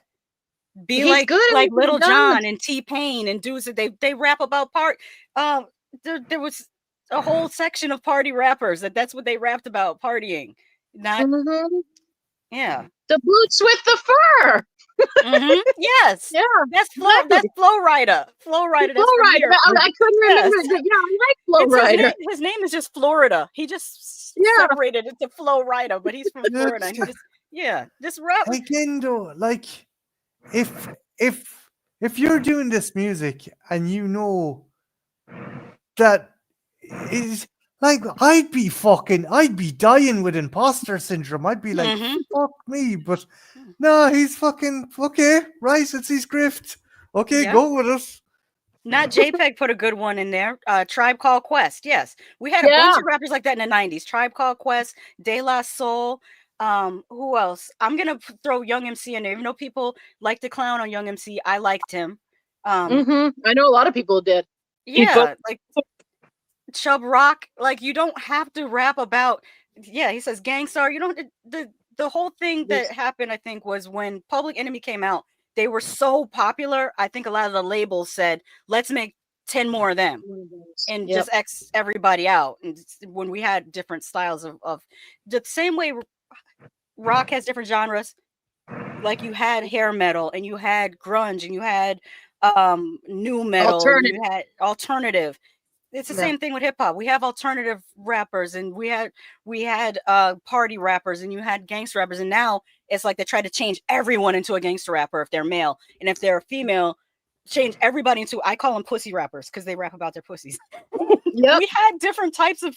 We had also MC Lights, and we had Queen Latifahs, and we had Missy Elliott's, and we also had Little Kim, who's the architect. Little Kim's the architect, and Trina is like the second architect ambassador of the pussy rap. But now everyone has to be Little Kim or Trina, and I'm like, that's not cool. It's like, yes, you guys are beautiful. I like you, but. Variety was cool. Do something that fucking suits you. Don't do something that the industry demands of you. Yeah, because we're seeing these young girls come out, and then 1 minute they're just rapping how they rap, and you see them the next year, and they've had to have their implants and their BBL and all these surgeries so that they fit the aesthetic. And it's like you could tell this person doesn't even feel comfortable to them, but you're trying to mold them into this thing, and it's not cool. The same thing with the dudes. You have the dudes out here lying and saying that they're all kinds of gangsters and stuff. And it's like, no. You're from Pasadena. Why are you saying that? okay. I would have done better in R&B. He would have done better in R&B, honestly. Yeah. It sucks because again, you have, like you were saying, you have these women with these on top potential, and they end up getting turned into fucking Timu versions of Nicki Minaj, and you're like, exactly. What the fuck? And they completely try to eliminate rock music. Period. And it's like, where's the bands? Why did you get rid of all the bands? Maybe when rock became more grunge and they started talking about stuff again, and it wasn't about sex, drugs, and rock and roll, we're like, we got to get rid of you grunge guys. You're talking about too many important topics. We got to get you out of here. Music is just dying in general, no matter what genre you're in. Basically, it's not like it used to. Even when we were kids, it's completely changed. God, we sound old. Yeah. Jesus.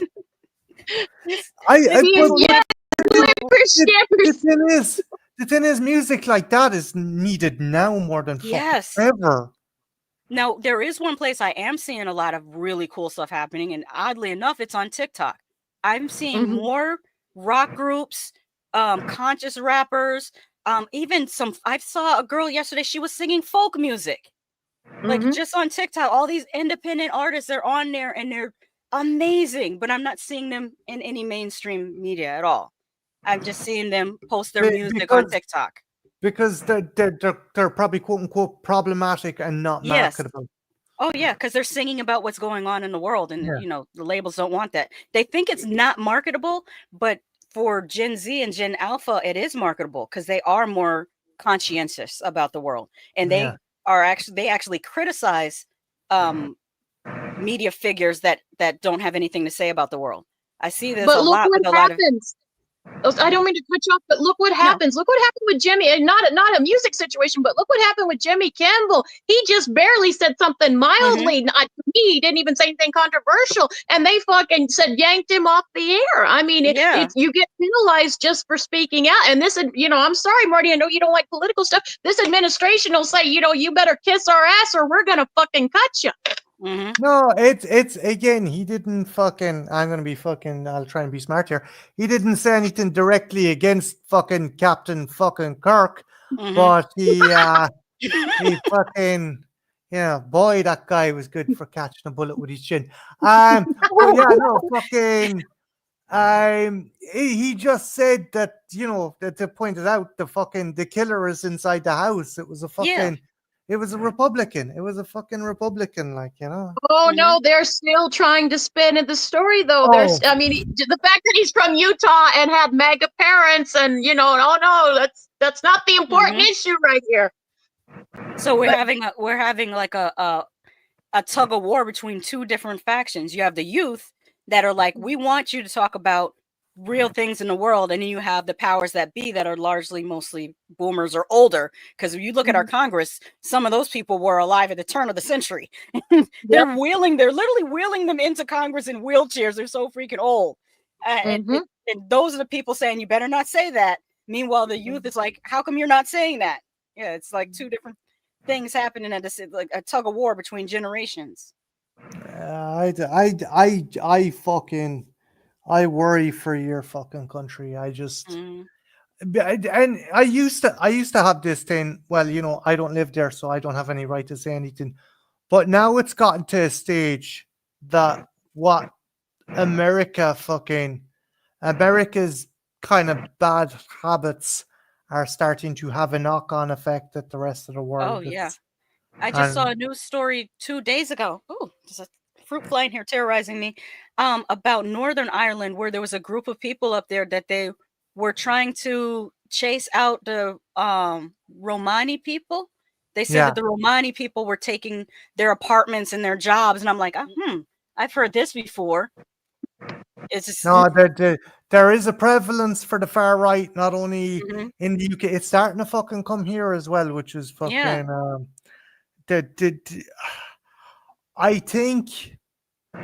I think America has this thing where the rest of the world looks at you and goes, "Yeah, we'll give that a go. We'll give that a look." It's.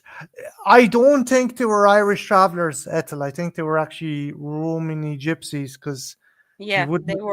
they said they were Yeah. from Romania and also from Bulgaria, were two countries that they named, that they were literally like burning their houses. Yeah, no, Like, that was fueled. Now there is a bit of an issue that there has been attacks and incidents, not to the extent that fucking the media is making out, of Eastern Europeans, men, having attacked women, but you can get a just as easy Irish fucking prick, Irish fucking dipshit could fucking do that. So it's like, it's I'm not going to say that there needs to be more scrutiny with people coming into the country. I'm not saying stop people coming in. I think just check to see who's coming in and make sure that they don't have any priors. that should be a universal thing. Yeah. But not to derail the topic. I didn't mean to do that. No, you didn't. Just to bring it back around, Fear of a Black Hat and CB4, great social commentary comedies. They're super funny. So I definitely think y'all should check those out if you get a chance to watch them. They might be on Tubi. I can check for you guys to see where you can watch it at. I'll do a wide search. There we go. Let's see CB4.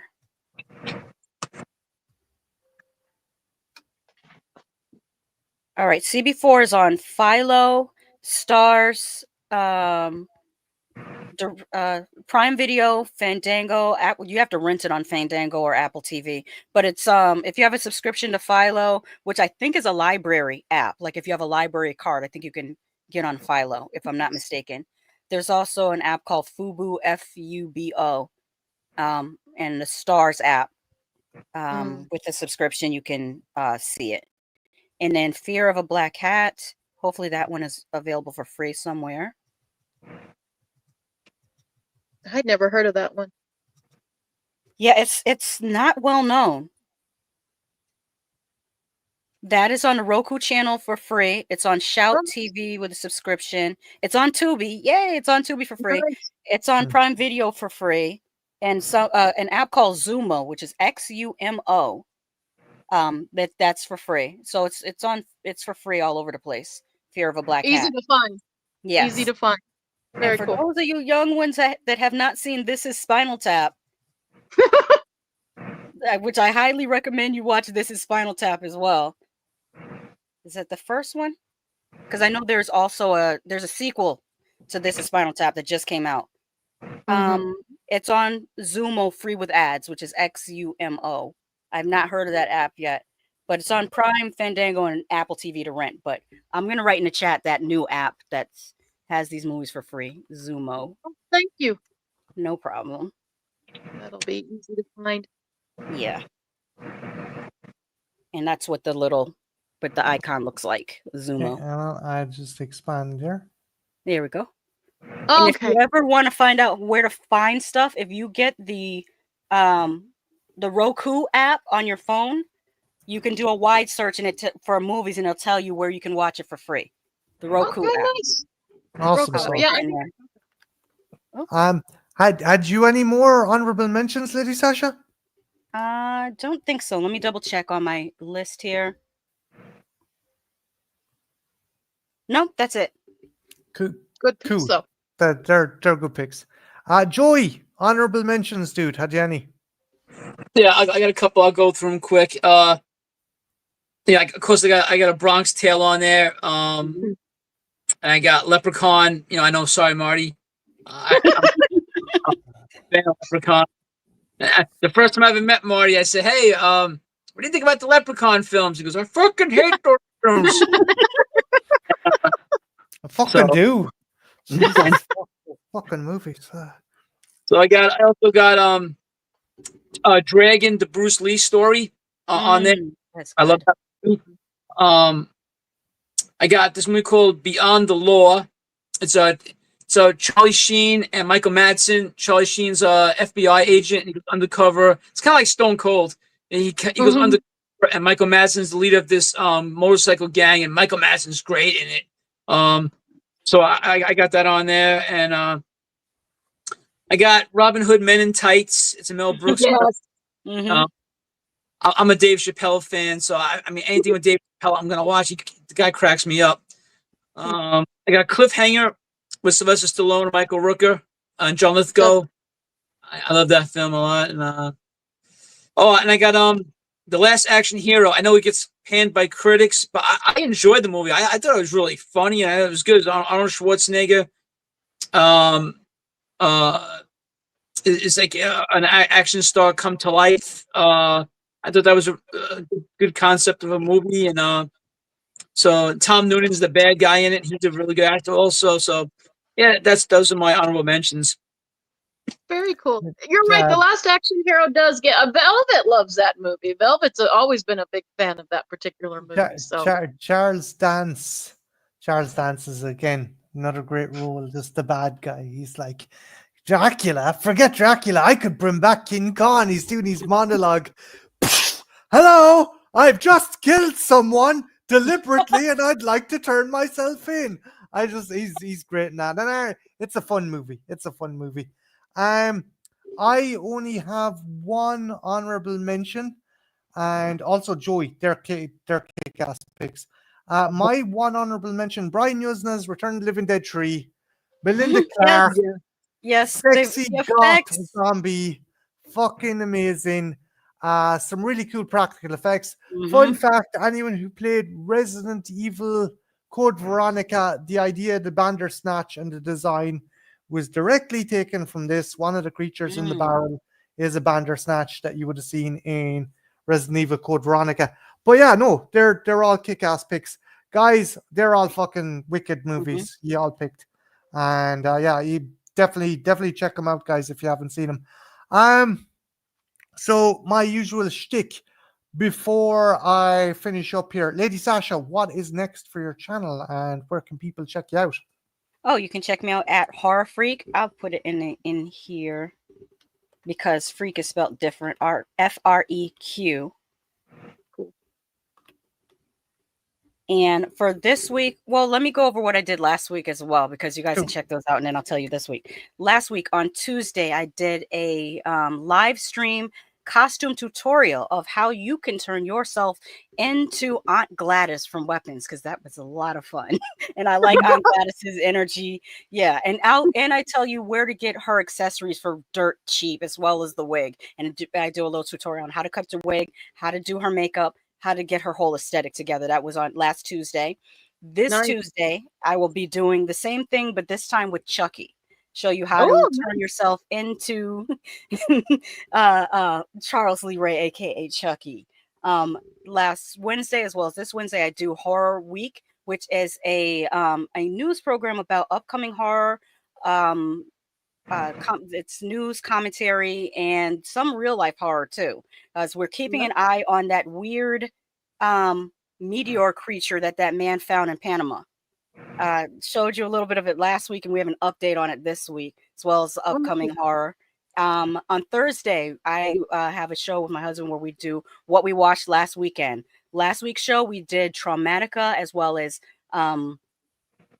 Justin Tipping's Him. I keep saying Justin Tipping's because it's produced by Jordan Peele, and everyone keeps calling it Jordan Peele's Him, but the director is actually named Justin Tipping, and I believe people should know his name, because in my opinion, he did a great job with Him. If you're a sports fan, and also if you're a fan of avant-garde horror like David Lynchian, Cronenbergian horror, then I think you really like Him. This Thursday, we will be talking about the first 3 episodes of Gen V and the last 2 episodes of Alien Earth to complete that series, because we've been talking about Alien Earth. This Friday, I'm doing a watch-along. Last Friday, our watch-along was for Axum, which is a 1992 slasher movie set just outside of a black college campus called Morgan State. It's very, very 1990s, like a time capsule of that period. And it's an independent film, and it's not well known because it's basically out of print. I think they had some DVD releases back in the 90s, but it's out of print right now. But it is available online to watch. So we did a watch along of Axum. The week before that, we did The Haunted, which is the movie that was made about the Smurl family haunting before The Conjuring 4. The same family that's featured in Conjuring 4 was also featured in this movie called The Haunted. So we checked that out. But this Friday, we will be doing Abby, which is the Black Exorcist from 1974. Yeah, if you have not seen Abby, please join me on Friday night so we can watch Abby, the Black Exorcist. It also has William Marshall as the actual exorcist. William Marshall, you might know him as Blackula, but he also played the priest exorcist in Abby. It's really, really great. But it's fun. Check it out. Yes. Is Traumatica worth it to check out, or is it? I've heard different things. I've heard some people say it's really good and other people say it's overhyped. What's your take?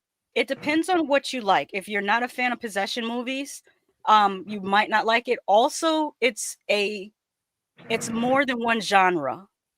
Gotcha. It starts out as a possession movie and then it becomes a slasher movie. I enjoyed that because I didn't know where the movie was going, and I like not being able to predict where the movie was going or how it was going to end.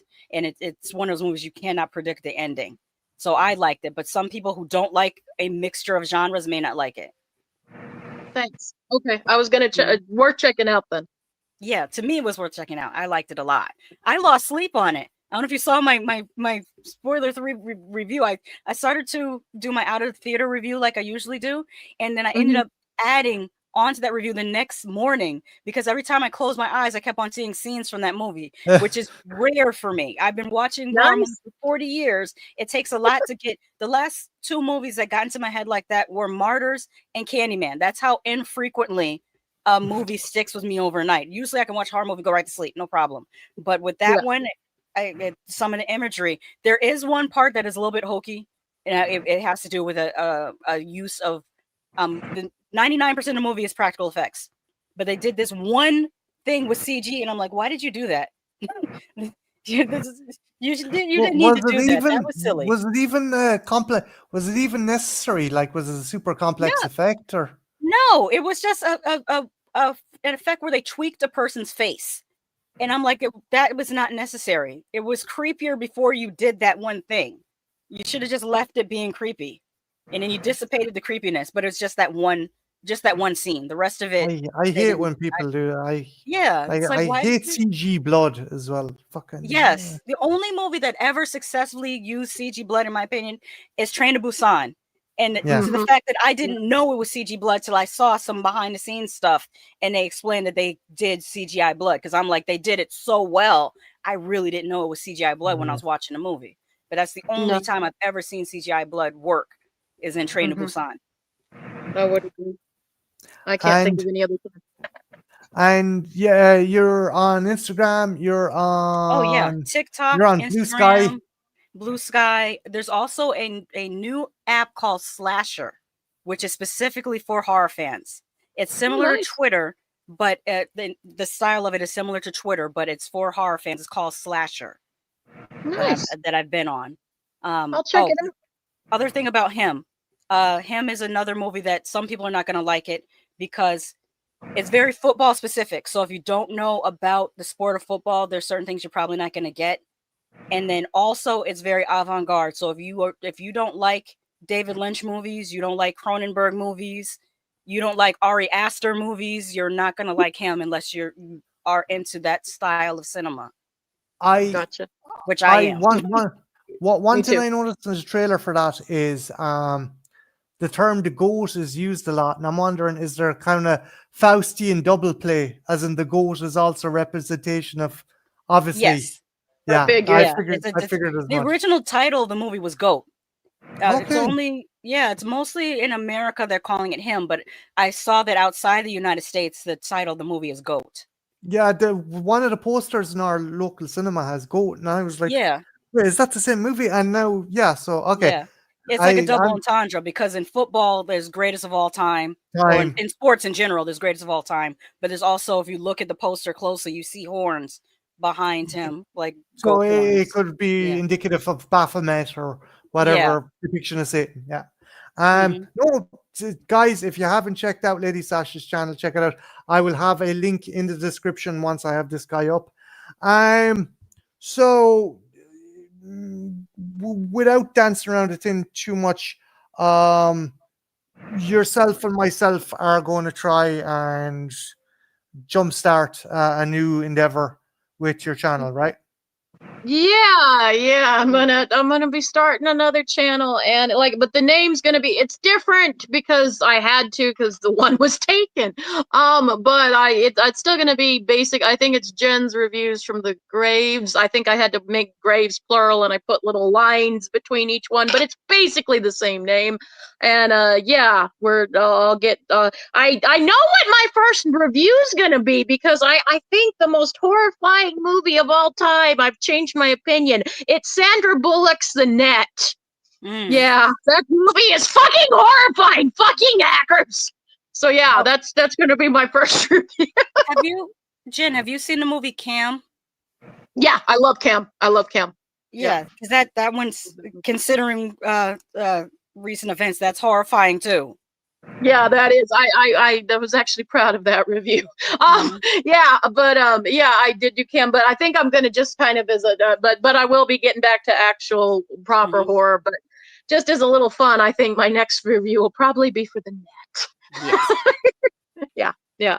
So, but it'll be a few days, and we've got to get some stuff doing. But if you're wondering where the hell I am, just keep an eye on Marty, because he'll probably put a post, because I won't be able to do that either. I'm gonna make everyone sick, but fuck it, I'll plague people with links to your channel.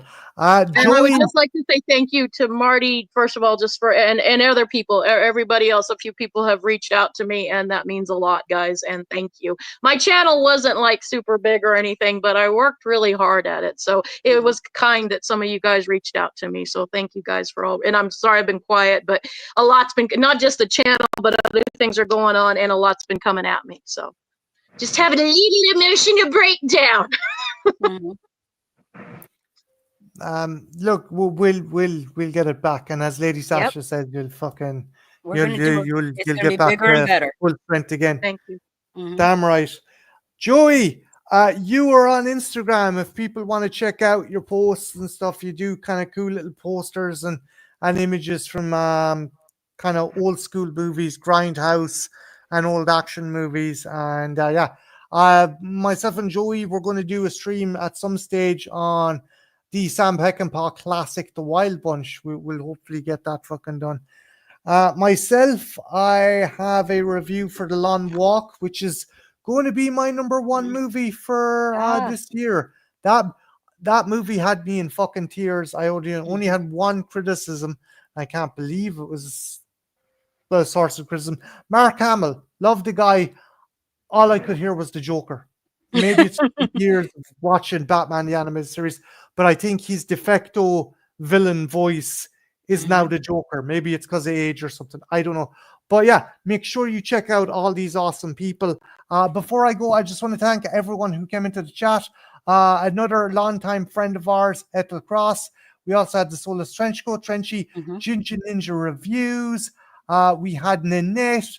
We had Ben Grimm. We had Not JPEG. Let's see. Larry came in. Larry, the Horror Cat Dad. Mika and Kira from Double Toasted Podcast. Jason Callan. Tembo Cinema, another awesome YouTuber. Tony Man, fantastic dude. If he's on Lady Sasha's streams there. And did I miss anyone? Mian, a French person. I cannot pronounce your name. I apologize. But thank you for stopping in. TYTD Reviews. Scotty. Triv, I think, did. Triv was in there as well. Ben Grimm. Yeah, I said Ben Grimm already. Cody was in, Cody Bishop, and Mr. Dan and her. Anyone else? If I missed your name, I apologize. Thanks a million for stopping in.